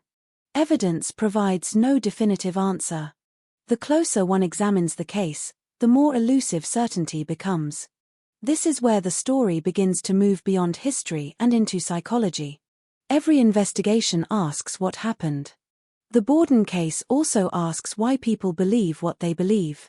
Why did suspicion settle so quickly upon one individual? How much did expectations about gender influence public opinion? Could the image of a respectable Victorian woman have protected someone or, conversely, made accusations against her even more sensational? These questions remain relevant today because they remind us that investigations are conducted by human beings, not machines. Every investigator carries assumptions. Every witness carries biases. Every juror interprets evidence through personal experience. Objectivity is an ideal. Human judgment is always more complicated. By the beginning of August, the Borden family stood at the intersection of countless unseen forces. Years of shared history. Financial questions. Social expectations. Private emotions. Daily routines. None of these guaranteed violence. Millions of families lived with similar complexities and never experienced anything remotely comparable. Yet when the unimaginable finally occurred, each of those ordinary elements became part of an extraordinary mystery. Looking backward, it is tempting to imagine invisible warning signs glowing beneath the surface. History rarely works that way. Most tragedies appear obvious only after they have already happened. The people living through them seldom recognize the moment when ordinary life quietly slips beyond recovery. On the evening before August 4th, the Borden house looked much as it always had. The furniture remained in place. The doors were locked for the night. Tomorrow promised another routine summer day. No newspaper photographer stood outside. No detective waited nearby. No one in Fall River suspected that within hours, the city would awaken to news that would eclipse politics, business, and every other conversation. By noon the following day, blood would stain the floors of a respectable family home. By sunset, detectives would begin asking impossible questions. Within weeks, the entire nation would know the name Lizzie Borden. But before suspicion, before headlines, before courtroom arguments divided public opinion, there were two lives that would soon come to a violent end. To understand the mystery that followed, we must first understand the people history often remembers only as victims. Before they became evidence in one of America's most debated murder cases, Andrew Borden and Abby Borden were individuals with routines, beliefs, strengths, flaws, and lives that stretched far beyond the final morning that would define their legacy. Their story begins long before the first blow was ever struck. Andrew Borden spent most of his life convincing the world that discipline was more dependable than comfort. Long before his name became associated with one of America's greatest unsolved murder mysteries, he was known throughout Fall River as a man who had earned every dollar he possessed. He had not inherited extraordinary wealth. Instead, he built it patiently, transaction by transaction, property by property, investment by investment. In a city transformed by textile mills and expanding commerce, Andrew understood something many others did not. Fortunes were not made by spending money. They were made by keeping it. To many businessmen, he represented exactly what 19th century America admired. Self-reliance. Persistence. Financial intelligence. He was respected in banks, trusted in business negotiations, and recognized as someone whose signature carried genuine value. People sought his advice on investments. They understood that he rarely acted impulsively. Every purchase had a purpose. Every financial decision reflected careful calculation rather than emotion. Yet success often creates contradictions. The same qualities that help a person accumulate wealth do not always make life easier for those closest to them. Andrew's discipline extended beyond business and into every corner of his personal life. He disliked unnecessary extravagance. He questioned expenses others considered ordinary. He preferred repairing what already existed instead of replacing it with something newer. Friends might have admired those habits. Family members lived with them every day. The contrast between Andrew's financial success and his lifestyle puzzled many residents of Fall River. Men with considerably less money often built larger homes in more fashionable neighborhoods. They entertained guests in elegant dining rooms, purchased modern conveniences, and demonstrated their prosperity through visible displays of success. Andrew did none of those things. Instead, he remained on 2nd Street. The house was respectable, but it lacked the grandeur expected of someone with his fortune. Visitors who anticipated luxury frequently left surprised. The furniture was practical. The rooms were modest by the standards of wealthy industrialists. Even basic improvements that had become increasingly common in prosperous households appeared surprisingly absent. Some interpreted this as wisdom. Others saw only relentless frugality. Both impressions followed Andrew throughout his life. Those who worked with him often described him as courteous but reserved. He was not a charismatic storyteller. He did not seek attention in social gatherings. He rarely displayed his emotions publicly. His reputation rested on reliability rather than charm. In many respects, he represented an older generation. A generation shaped by hard work, religious values, and the belief that character revealed itself through discipline instead of comfort. His daughters, however, belonged to a changing America. By the late 19th century, social expectations were gradually evolving. Middle-class women participated more actively in charitable organizations, church groups, literary clubs, and civic activities. Although opportunities remained limited compared to those available to men, younger generations often imagined lives different from those of their parents. The distance between those two worlds could not always be measured in years. Sometimes it was measured in expectations. Andrew believed money should be protected. Others believed wealth should improve daily life. Neither philosophy was inherently wrong. But when different generations share the same home, conflicting values can quietly accumulate over time. Whether those differences produced lasting resentment inside the Borden household remains uncertain. What is certain is that Andrew rarely appeared interested in changing his habits simply because society around him was changing. Routine gave structure to his life. Nearly every morning followed familiar patterns. Business appointments, property inspections, conversations with associates, financial decisions. His schedule reflected predictability, and predictability created security. People who thrive on routine often find comfort in knowing exactly what tomorrow will bring. Perhaps that is why the events of August 4th feel so profoundly tragic. Nothing in Andrew's routine suggested that he believed danger waited inside his own home. He had navigated decades of business risks. He had made investments worth enormous sums. He had negotiated with strangers whose intentions he could never fully know. Yet the place where he ultimately lost his life was not a crowded street or a distant office. It was the family home where he expected to rest after an ordinary morning. History often remembers Andrew through the lens of his wealth. That perspective overlooks another reality. He was also a father. Parenthood rarely appears in financial records. There are no balance sheets measuring affection.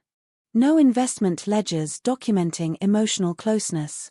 What survives instead are fragments left behind by those who observed the family. Some described Andrew as caring in his own reserved way. Others believed he struggled to express warmth. Neither description necessarily excludes the other. Many parents love deeply while finding it difficult to communicate that love.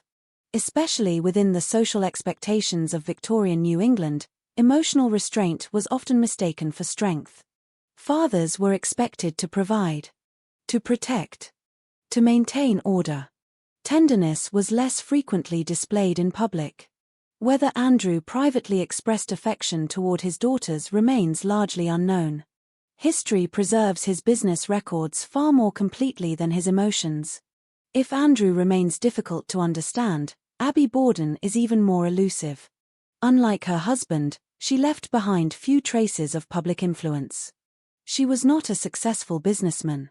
She held no political office. Newspapers paid little attention to women fulfilling domestic responsibilities unless extraordinary circumstances forced them into public view. For Abby, those circumstances arrived far too late. Born Abby Durfee Gray, she entered the Borden family several years after the death of Andrew's first wife. She married a widower raising 2 young daughters whose grief had not simply disappeared with time. Blended families are complicated in every generation. Victorian America offered no exception. A marriage certificate can establish legal relationships overnight. Emotional trust often requires years. Sometimes it never fully develops. Available historical accounts suggest that Lizzie and Emma usually addressed Abby as Mrs. Borden rather than mother. Modern readers may wonder whether that choice reflected hostility. It may have. It may also have reflected emotional distance that quietly settled into habit over many years. The surviving evidence cannot answer that question definitively. What emerges instead is a portrait of a woman attempting to fulfill responsibilities within a household whose emotional landscape had been shaped long before she arrived. Neighbors generally described Abby as kind, quiet, and deeply involved in church life. She appeared dutiful rather than outspoken. There are no surviving reports portraying her as confrontational or domineering. If conflict existed within the household, she rarely allowed it to become visible beyond the family's front door. That restraint reflected the expectations placed upon respectable women of her era. A well-managed home was considered evidence of personal virtue. Household disagreements belonged inside the household. Public dignity mattered enormously. Perhaps Abby believed that silence protected the family. Or perhaps silence simply became easier than confrontation. We cannot know. What we do know is that she devoted much of her daily life to maintaining routines few people noticed. Meals appeared on time. Household supplies remained organized. Visitors were received politely. Domestic order continued regardless of private emotions. Such labor often disappears into history precisely because it succeeds. People notice disorder. They rarely notice the countless quiet acts preventing it. For years, Abby occupied that invisible role. Only after her death did the public begin asking who she truly was. By then, she could no longer answer. One detail has drawn particular attention from historians. Andrew occasionally transferred property to members of Abby's family. From a financial perspective, such decisions may have reflected generosity or practical planning. From another perspective, they may have influenced relationships inside the Borden household. Money possesses emotional weight far beyond its numerical value. Inheritance especially carries symbolic meaning. It can represent love, approval, security, recognition. Even when no conflict exists, perceptions of fairness differ from one family member to another. Researchers continue debating how significant these financial matters truly were. Some believe they created lasting resentment. Others argue that later writers exaggerated their importance because the murders encouraged people to search for obvious motives. The available evidence supports caution rather than certainty. Real life rarely provides motives as clear as those found in fiction. People are shaped by dozens of influences simultaneously. Relationships evolve gradually. Small disappointments accumulate quietly. Major conflicts sometimes emerge from years of seemingly minor events. Whether that process unfolded inside the Borden household remains part of the mystery itself. Outside the home, however, Andrew and Abby continued living lives that appeared remarkably ordinary. They attended church. They greeted acquaintances. They participated in community life according to the customs expected of respectable citizens. Nothing in their public behavior suggested that history was preparing to remember them for anything other than quiet respectability. That is another tragedy hidden within this case. For more than a century, conversations have focused overwhelmingly on the identity of the killer. Far less attention has been given to the people whose lives ended. Andrew is frequently reduced to descriptions of wealth and frugality. Abby becomes little more than the stepmother. Yet both lived entire lives before becoming victims.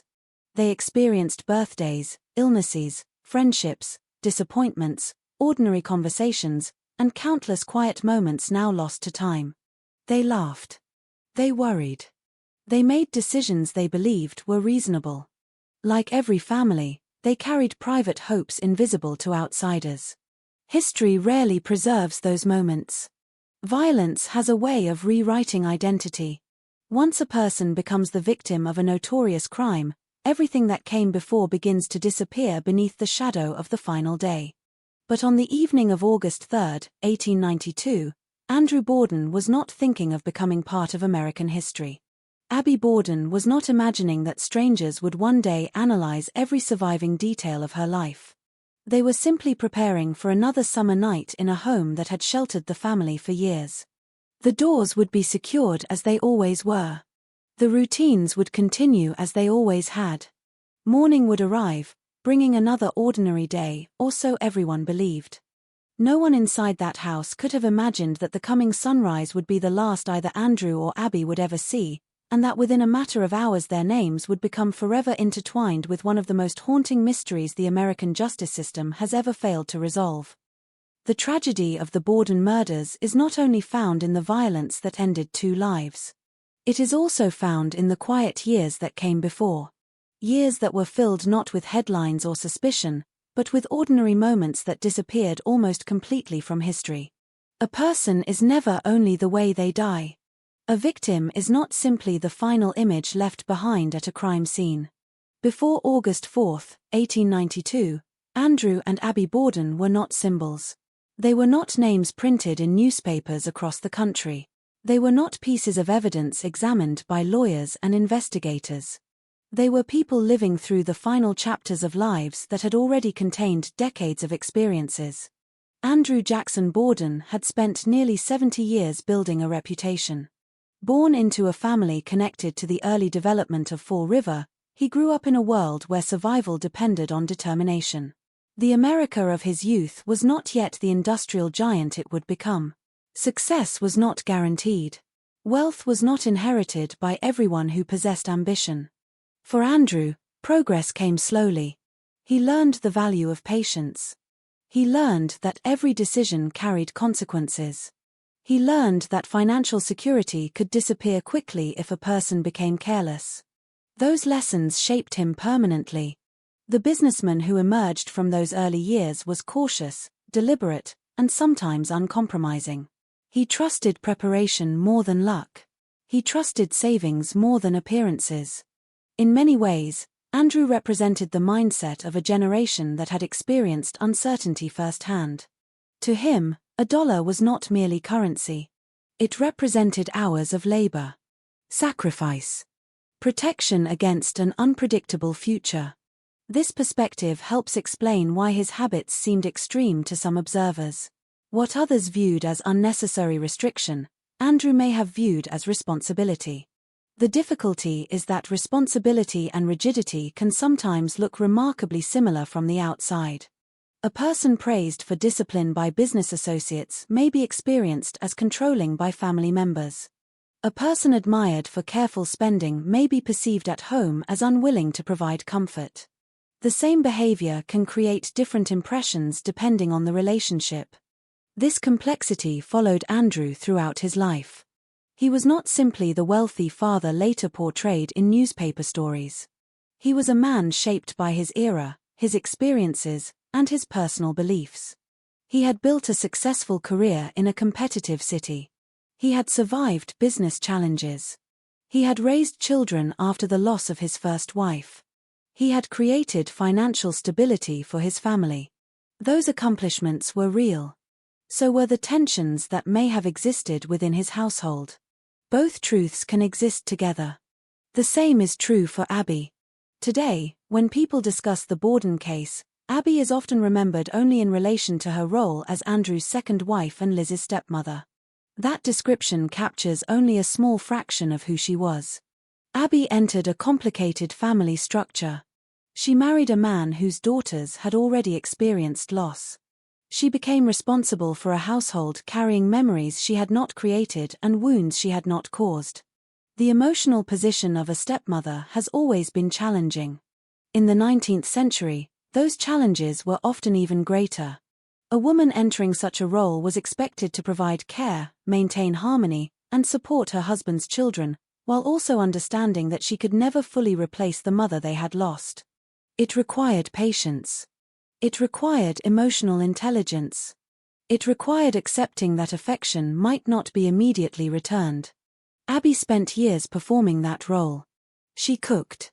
She cleaned. She managed domestic responsibilities. She maintained the appearance of stability expected from a respectable household. These were not insignificant tasks. They were the foundation upon which family life rested.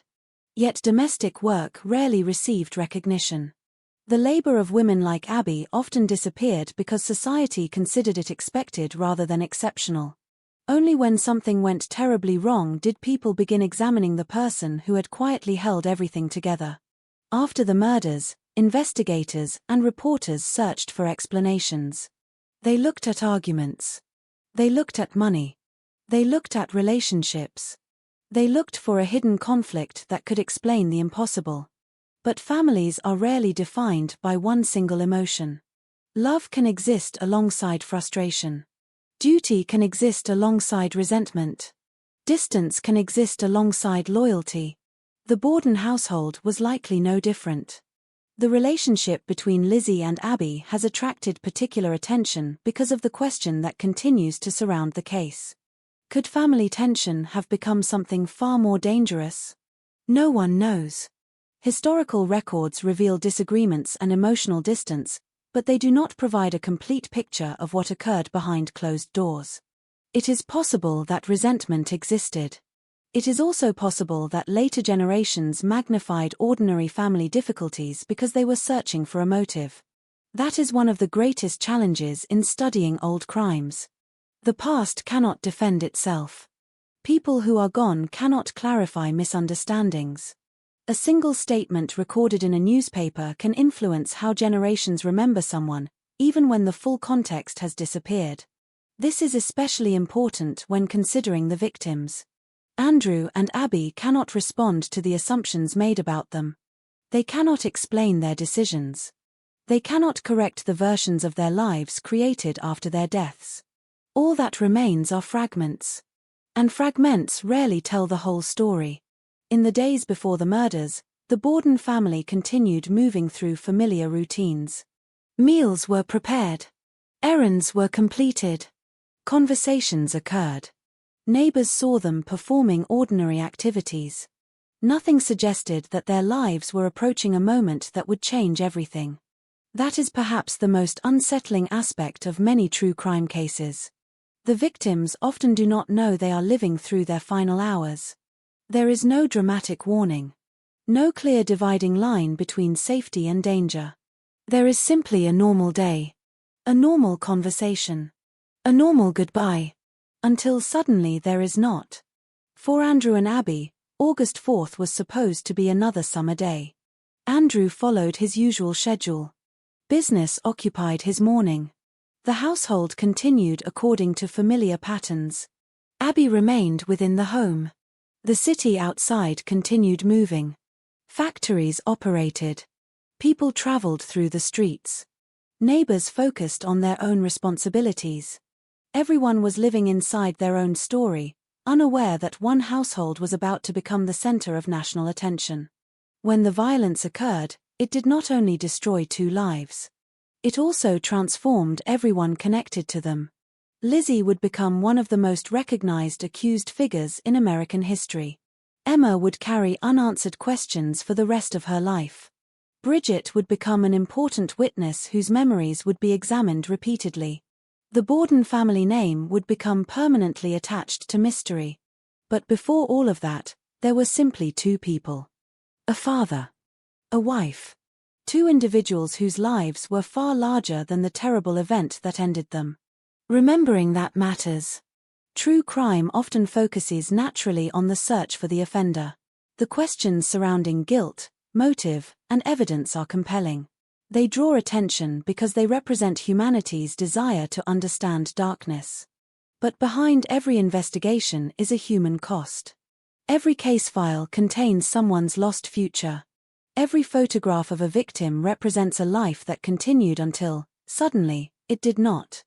Andrew Borden would never see another business deal completed. He would never walk through Fall River's streets again. He would never experience another ordinary morning. Abby would never prepare another meal, attend another church service, or spend another evening inside the home she had helped maintain for years. Their final moments became famous. Their lives should be remembered first. The mystery surrounding their deaths has lasted more than a century because the answers remain incomplete. But the people themselves should not disappear behind the mystery. They were not merely characters in a murder investigation.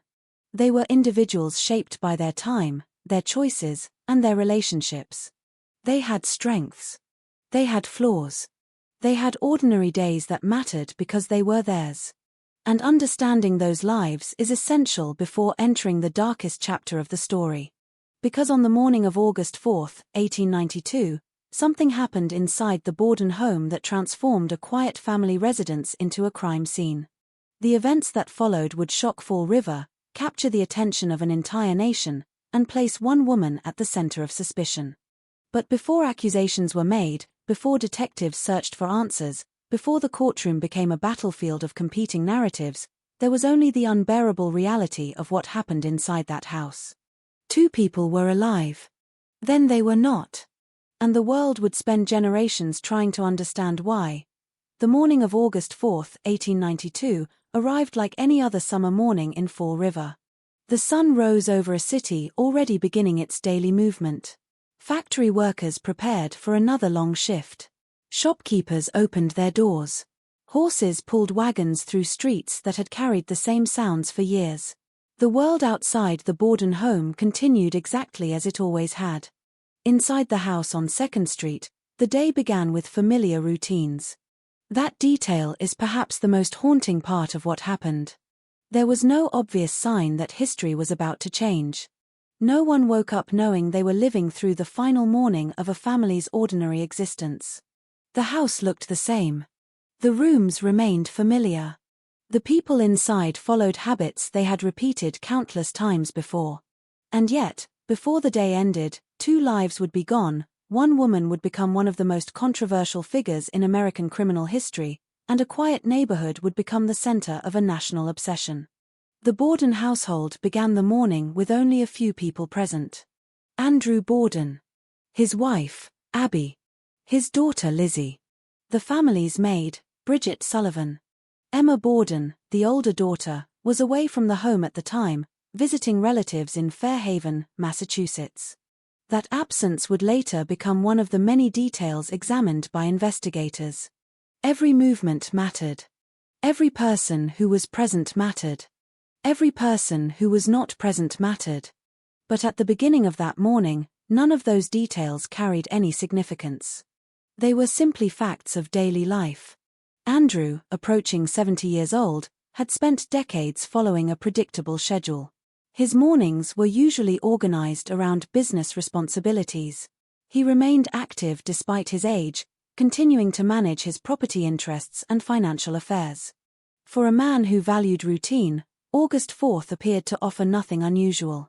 He had no reason to believe the house around him was dangerous. The same walls that had protected his family for years surrounded him. The same rooms where meals had been shared and conversations had taken place now held the final moments of his life. His wife, Abby, had also begun the day as she had countless times before. At 54 years old, she occupied a role familiar to many women of her generation. She maintained the home. She prepared for visitors. She handled countless domestic responsibilities that rarely received public attention.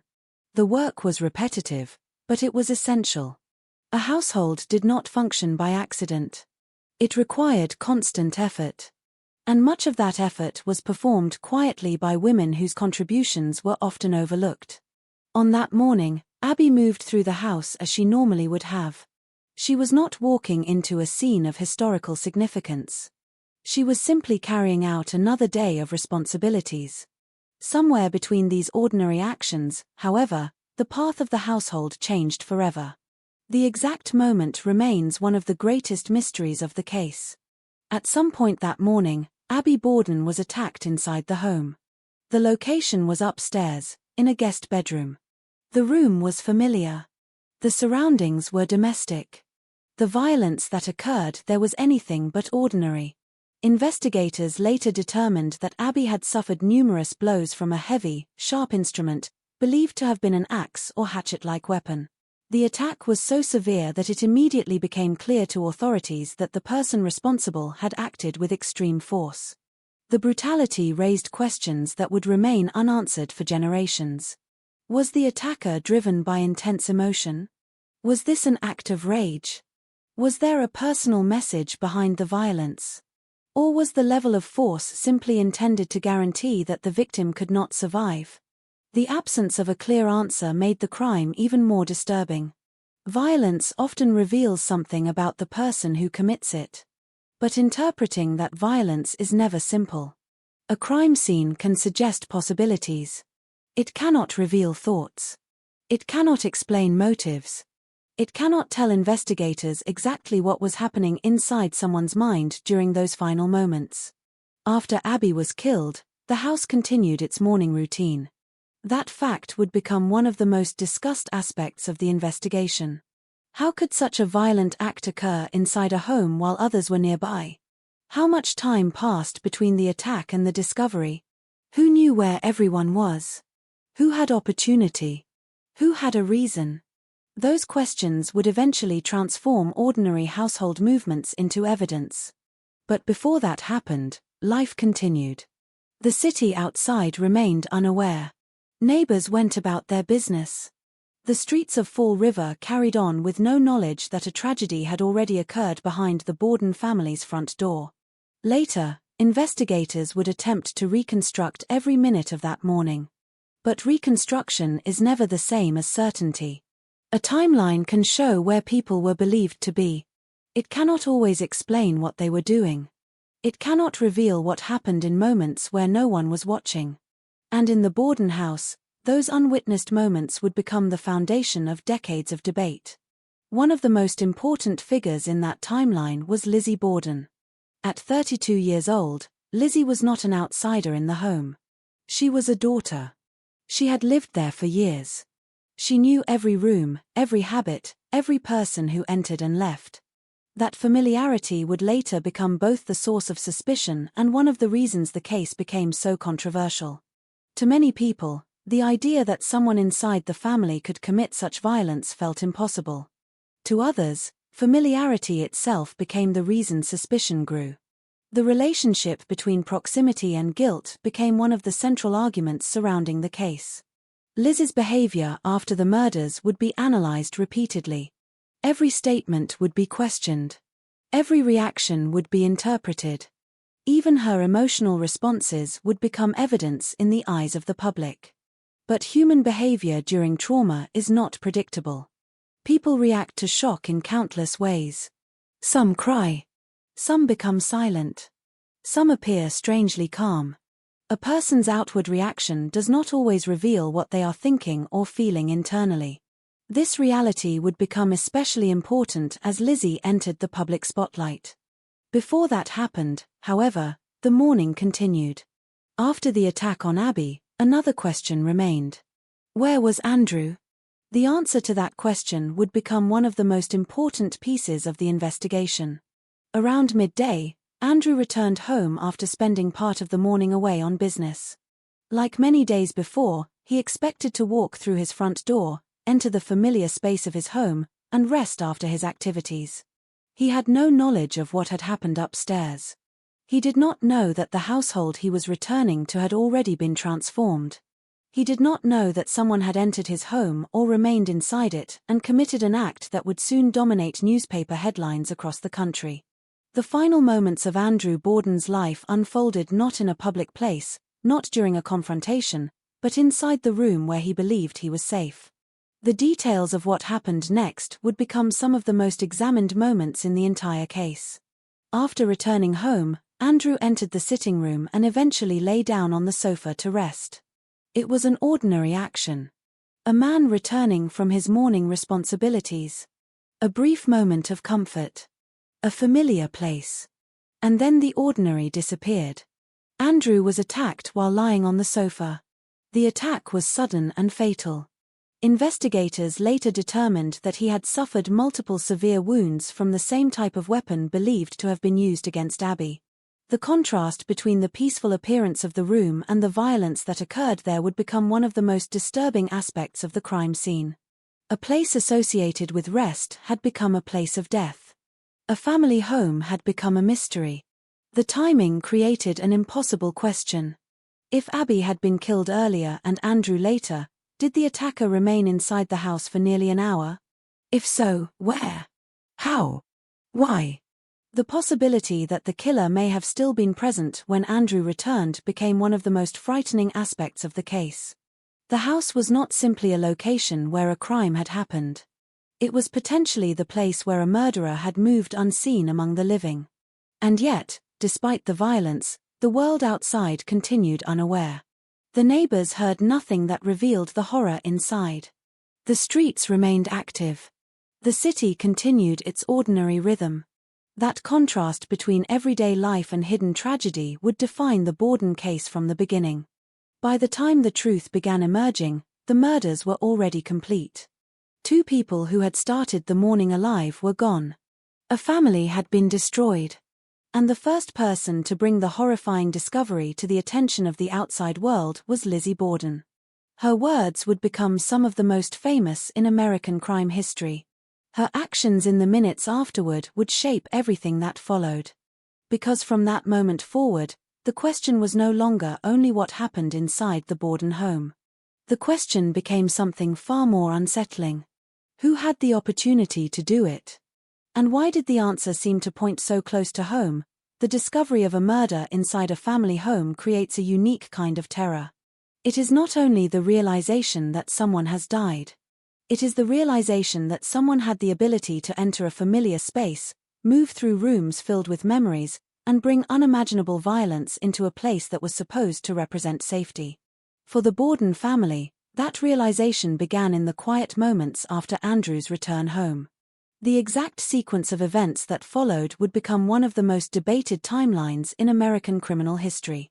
Every minute mattered. Every movement mattered. Every word spoken afterward would be examined, questioned, and interpreted by people searching for answers that never fully arrived. After Andrew entered the house and was attacked, the home became silent again. The violence was over. But the mystery had only begun. At some point shortly after, Lizzie Borden encountered the scene that would change the course of her life forever. She discovered her father lying on the sofa. The image she witnessed was horrifying. Andrew, a man she had known her entire life, was no longer the active businessman who had walked through the door only moments earlier. He was a victim inside his own home. The shock of that moment is difficult to imagine. Regardless of later accusations and theories, this was the moment when Liz's world changed permanently. She immediately called for help. She alerted the household maid, Bridget Sullivan, and neighbors were brought into the situation. The quiet home on 2nd Street was suddenly filled with confusion. People entered. Questions began. Authorities were contacted. A private tragedy became a public investigation. But even in those first moments, details began emerging that would later become central to the mystery. The first was the location of the victims. Andrew had been found downstairs in the sitting room. Abby had been found upstairs. The separation between the two crime scenes created immediate questions. If one person committed both murders, how did they move through the house without being noticed? How much time did they spend inside? Did they know the layout of the home? Did they understand the family's schedule? The house itself became a puzzle. Every doorway, every staircase, every room, every possible hiding place. Investigators were no longer looking at a residence. They were looking at a map of opportunity. The second major question involved timing. The murders did not appear to have happened at the same moment. There was a gap between the deaths of Abby and Andrew. That gap became one of the most important elements of the investigation. Because time creates possibilities. It creates opportunities. It creates uncertainty. The person responsible, whoever that person was, may have had enough time to move through the home, wait, hide, or prepare. Or perhaps the sequence was not planned at all. Perhaps events unfolded quickly and unpredictably. The lack of certainty allowed countless theories to develop. The investigators faced a difficult challenge. They had a crime scene. They had victims. They had witnesses. But they did not have the one thing every investigation hopes to find: a clear explanation. In modern investigations, the first hours after a crime are often considered the most valuable. Evidence is fresh. Memories are clear. Physical traces are still present. But in 1892, crime scene procedures were far less advanced. The Borden home was not immediately preserved in the way investigators would handle a modern homicide scene. People moved through rooms. Objects were examined by multiple individuals. Curious neighbors gathered nearby.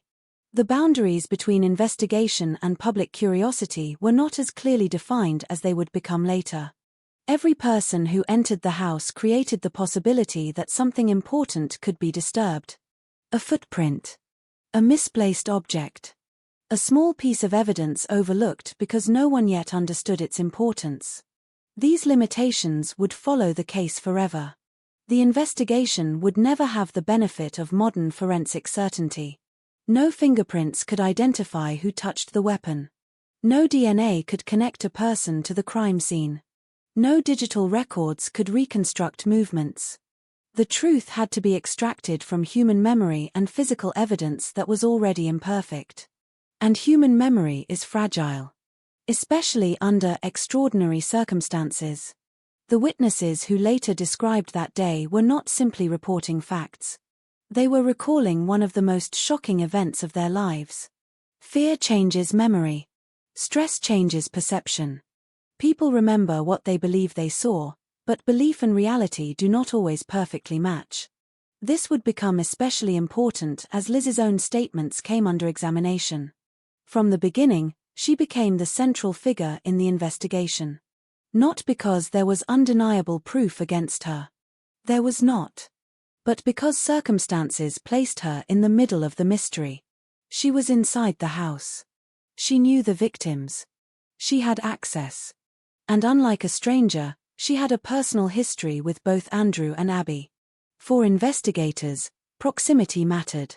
For the public, it became almost irresistible. People wanted the mystery solved quickly. They wanted a face attached to the horror. And the possibility that the killer might have been a member of the family created a level of fascination that extended far beyond Fall River. Newspapers quickly began following every development.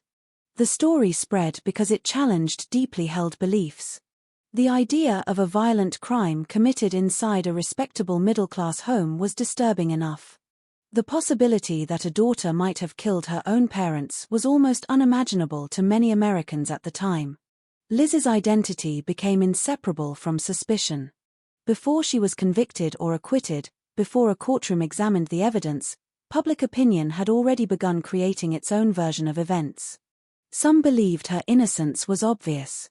They argued that a quiet, religious woman from a respectable family could not possibly commit such violence. Others believed the opposite. They argued that the absence of an obvious outsider made the family itself the most likely source of danger. Both sides relied heavily on assumptions. And assumptions can be powerful. They can shape investigations. They can influence witnesses. They can determine what evidence receives attention and what evidence is ignored.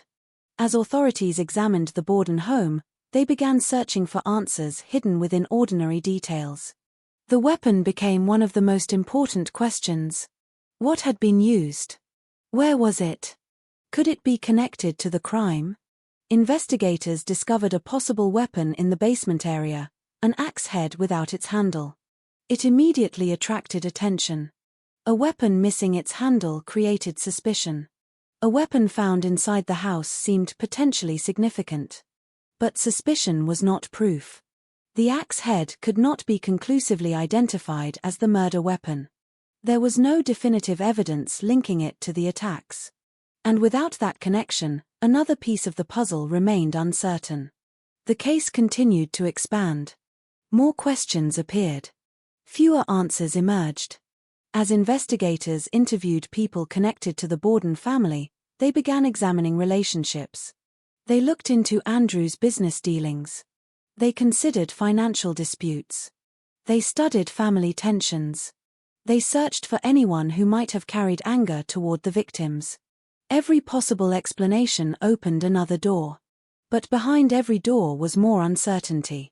The tragedy of the Borden murders was that almost every theory contained some possibility. And almost every theory contained some weakness. That is why the case survived. A mystery with no plausible explanations eventually disappears. A mystery with too many plausible explanations becomes immortal. By the end of that day, Fall River had changed. The Borden home, once just another residence on 2nd Street, had become a place people talked about in whispers. Neighbors who had passed the house countless times now viewed it differently. The ordinary became frightening. A familiar street became associated with tragedy. The question that haunted the community was simple. Who could have done this? And perhaps even more disturbing. How could someone do this inside a home where others were nearby? The answer would not come quickly. The investigation would stretch forward, revealing contradictions, unexpected evidence, and competing theories. Lizzie Borden would move from grieving daughter to accused suspect. The public would transform her into a symbol. The courtroom would attempt to separate fact from emotion. But before any of that happened, the investigators had to confront the immediate reality before them. 2 bodies. A house full of unanswered questions. And a killer who, for the moment, remained unknown. The most important chapter of the investigation was about to begin. Because finding the victims was only the beginning. Finding the person responsible would prove far more difficult. The moment a crime is discovered, a place changes forever. A home that once held ordinary memories becomes something else entirely.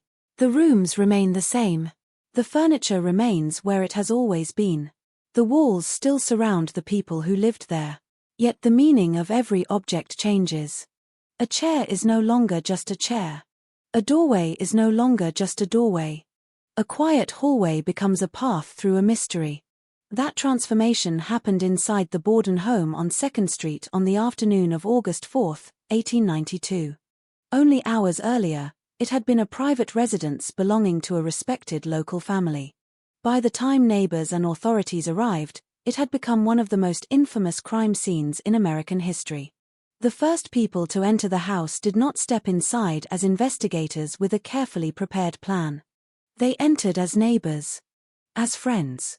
As people responding to a shocking cry for help. And that distinction would matter. Because in those first moments, before the boundaries of a crime scene were clearly established, curiosity and concern moved together through the house. People wanted answers. They wanted to understand what had happened. They wanted to help. But every person who walked through those rooms changed the environment that investigators would later attempt to analyze. Modern audiences are accustomed to seeing crime scenes surrounded by caution tape, controlled access, forensic teams documenting every inch, and investigators preserving even the smallest possible clue. That was not the reality of 1892. The science of crime investigation was still developing. There was no expectation that every surface might contain microscopic evidence. There were no advanced laboratories waiting to reveal hidden truths. The people who arrived at the Borden home had to rely on observation, experience, and instinct. They looked. They listened. They questioned. They tried to make sense of something that seemed almost impossible. 2 people from a respected family had been murdered inside their own home. The first challenge was simply accepting what they were seeing. Violence of this nature was shocking even by the standards of the era. The victims were not strangers discovered in a dangerous location. They were members of a household known throughout Fall River. Andrew Borden was a successful businessman. Abby Borden was a familiar figure in the community. The idea that such a thing could happen behind the front door of a respectable family residence disturbed many people on a deeply personal level. It challenged the belief that wealth, reputation, and social standing could provide protection. The house itself became a contradiction. From the outside, it looked ordinary. Inside, it contained a scene of extraordinary violence. Investigators first had to understand the layout. Andrew was found downstairs in the sitting room. His body remained on the sofa where he had been attacked. The room, normally associated with rest and family life, now represented the final moments of his existence. Upstairs, Abby was discovered in the guest bedroom. The separation between the 2 locations immediately created a complicated timeline. This was not a single chaotic event happening in one place. It appeared to involve movement through the house. That raised one of the first major questions. How long had the killer been inside? The answer was critical. If the murders happened at different times, then the person responsible had remained in the home after killing Abby. They may have moved through the same spaces where family members continued their morning activities. They may have waited. They may have hidden. They may have walked past ordinary objects that had no meaning until later. The possibility was deeply unsettling. A person had transformed a familiar home into a place of danger without immediately being discovered. As authorities began examining the scene, attention naturally turned toward the victims. Their injuries revealed the seriousness of what had occurred. The attacks had been forceful and repeated. The weapon was believed to have been an axe or similar heavy cutting instrument. The level of violence suggested determination. But violence alone does not provide motive. A crime scene can reveal what happened physically. It cannot always explain why. Investigators could see the result of the attack. They could not see the thoughts behind it. That uncertainty would follow the case from beginning to end. The search for answers quickly expanded beyond the immediate scene. Who had been inside the house? Who had been away? Who had spoken with Andrew or Abby that morning? Who had a reason to harm them? These questions began forming the foundation of the investigation. And almost immediately, the attention of authorities returned to the people closest to the victims. That was not unusual. In many homicide investigations, those closest to the victim are examined first. Family members know routines. They know vulnerabilities. They know private conflicts outsiders may never see. But in the Borden case, this natural investigative focus quickly became something larger. Suspicion began attaching itself to Lizzie. Not because investigators had a complete case against her. They did not. But because the circumstances placed her at the center of the mystery. She had been inside the home. She had known both victims. She had been one of the few people present that morning. And as investigators began comparing statements and timelines, certain details attracted attention. Liz's account of the morning would become heavily examined. Like any witness describing a traumatic event, her memory and wording became subjects of intense scrutiny. Every statement was analyzed. Every inconsistency was discussed. The public began searching for meaning in small details. A pause. A change in wording. A forgotten moment. Things that might appear insignificant in ordinary circumstances became potential evidence. This is one of the dangers of famous investigations. Once suspicion forms, everything begins to be viewed through that lens. Neutral actions can appear suspicious. Normal reactions can seem unusual. The person being examined is no longer seen simply as an individual. They become a possible explanation. And explanations are powerful. People prefer a complete story over an unresolved mystery. The Borden case offered no easy resolution. The evidence did not immediately point toward a single undeniable answer. Instead, it created a landscape of possibilities. Could someone from outside the family have entered the home? Could a stranger have committed such a violent act and escaped unnoticed? Could the killer have been someone who knew the household well? Each possibility created new questions. Each answer created another uncertainty. As police continued examining the house, they searched for the object that could connect the violence to a specific person. The weapon. In any murder investigation, the weapon carries enormous importance. It can reveal opportunity. It can reveal method. It can potentially reveal identity. But the Borden investigation did not produce a simple answer.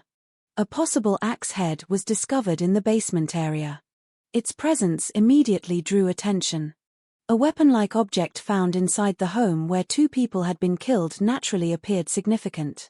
Yet investigators could not conclusively prove that it had been used in the murders. There was no undeniable connection. No final piece of evidence that solved the mystery. Instead, the axe head became another unanswered question. And unanswered questions were becoming the defining feature of the investigation. As the day continued, the Borden home attracted more attention. Neighbors gathered nearby. News spread through Fall River. People who had known the family for years struggled to understand what had happened. The same community that once viewed the Bordens as familiar neighbors now viewed their home with fear and fascination. The tragedy had moved beyond a private family disaster. It had become a public mystery. And public mysteries rarely remain quiet. The press began following the story closely. Reporters searched for details. Readers across the country wanted to know what had happened inside that Massachusetts home. The combination of wealth, family relationships, and violence created enormous interest. But beneath the headlines were real people facing unimaginable loss. The Borden family was no longer simply living through a tragedy. They were being observed by an entire nation. Every statement, every action, every rumor would become part of the story. As investigators continued their work, they faced a difficult reality. The crime scene contained many clues. But not every clue led somewhere. Some details suggested possibilities. Others created confusion. The truth was present somewhere inside the house. But finding it would require more than simply looking.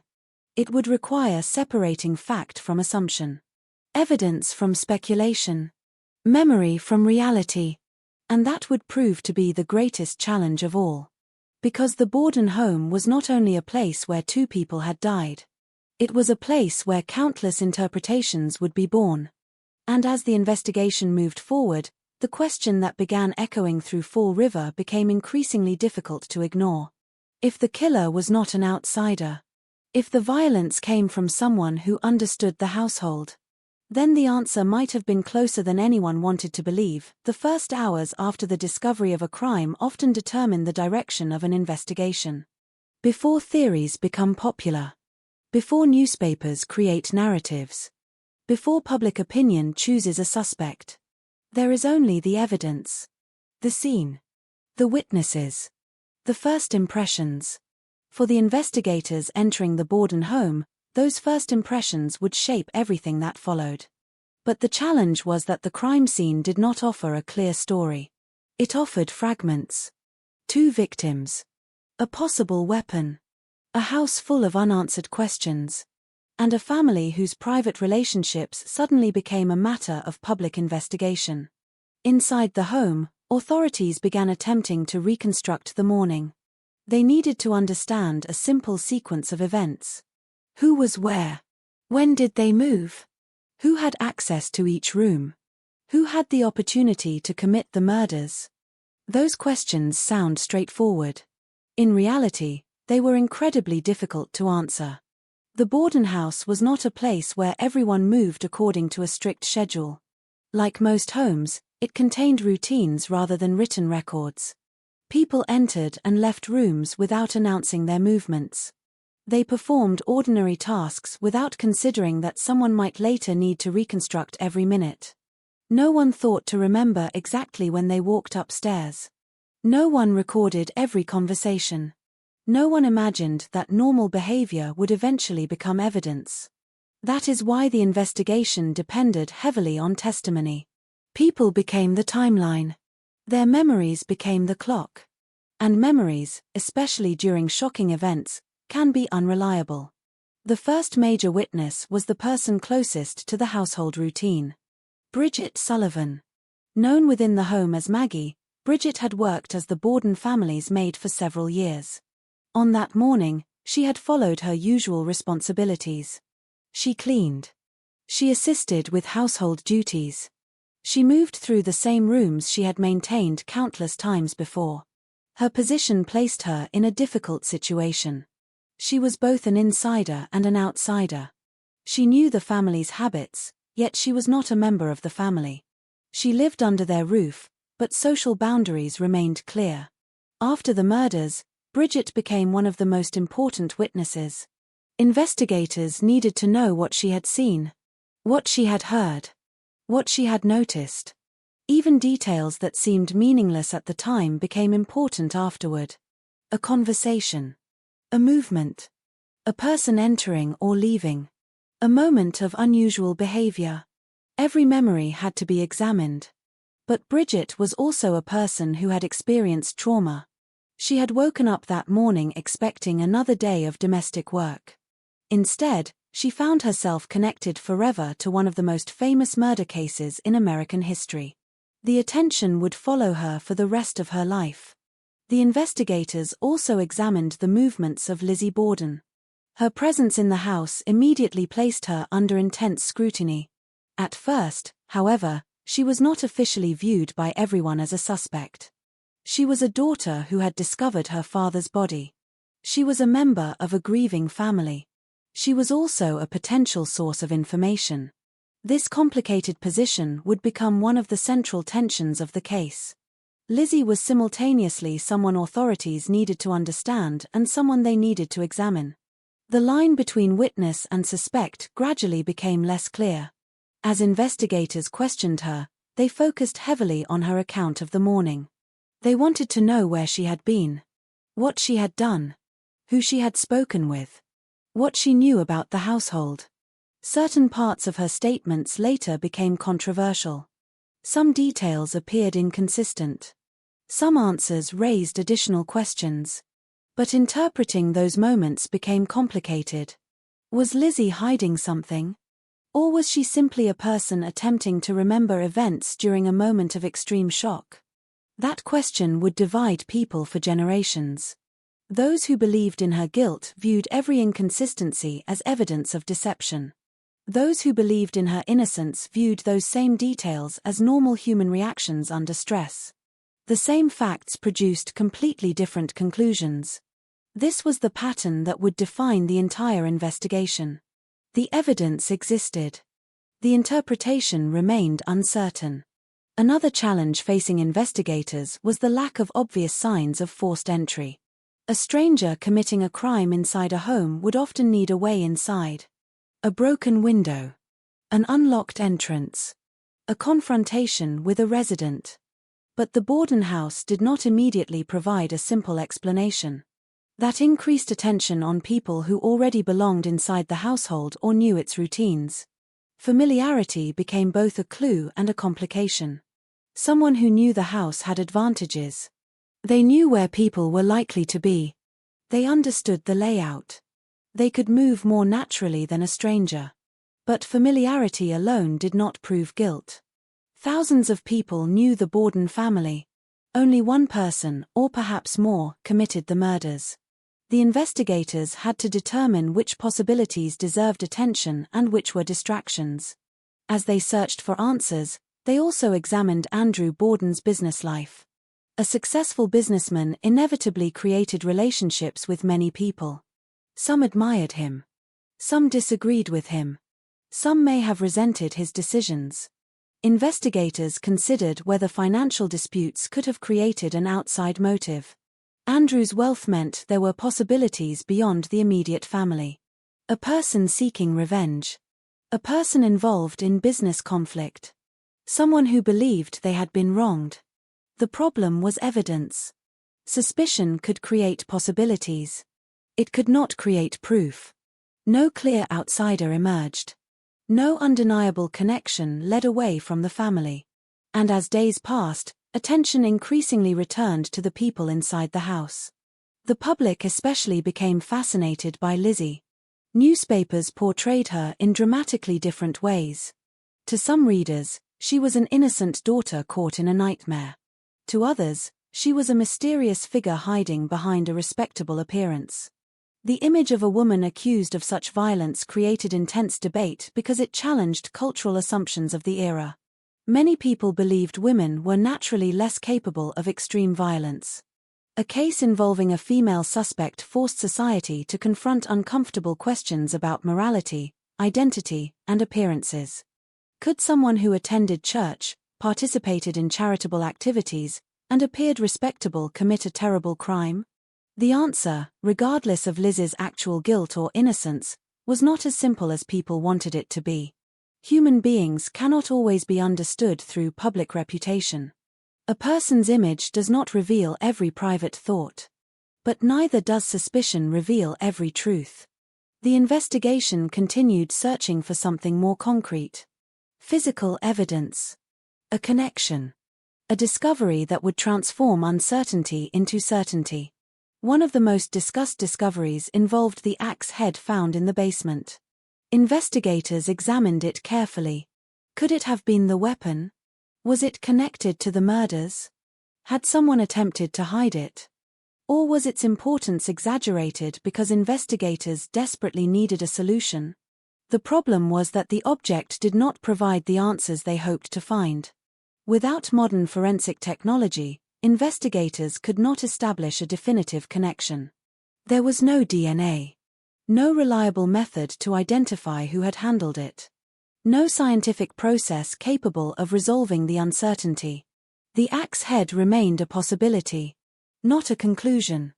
That distinction mattered. Because the entire case would eventually depend on the difference between what seemed possible and what could actually be proven. As the investigation expanded, authorities began discovering another challenge. The more they learned about the Borden family, the more complicated the story became.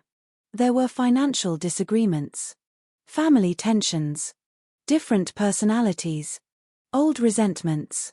But none of those things automatically explained murder. Many families experience conflict. Most never experience violence. A motive must be more than a disagreement. It must connect a person's emotions, decisions, and actions. Finding that connection proved extremely difficult.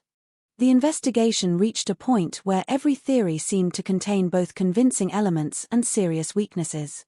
If Lizzie was responsible, where was the weapon? Why was there no clear physical evidence? If a stranger committed the crime, how did they enter and leave? Why did no one notice? If another person connected to the family was responsible, what was their motive? Each possibility created another unanswered question. The case became a maze. And investigators were searching for a path that did not yet exist. Meanwhile, Fall River continued watching. The community was no longer simply asking what happened. They were asking who among them could have done it. Neighbors examined one another differently.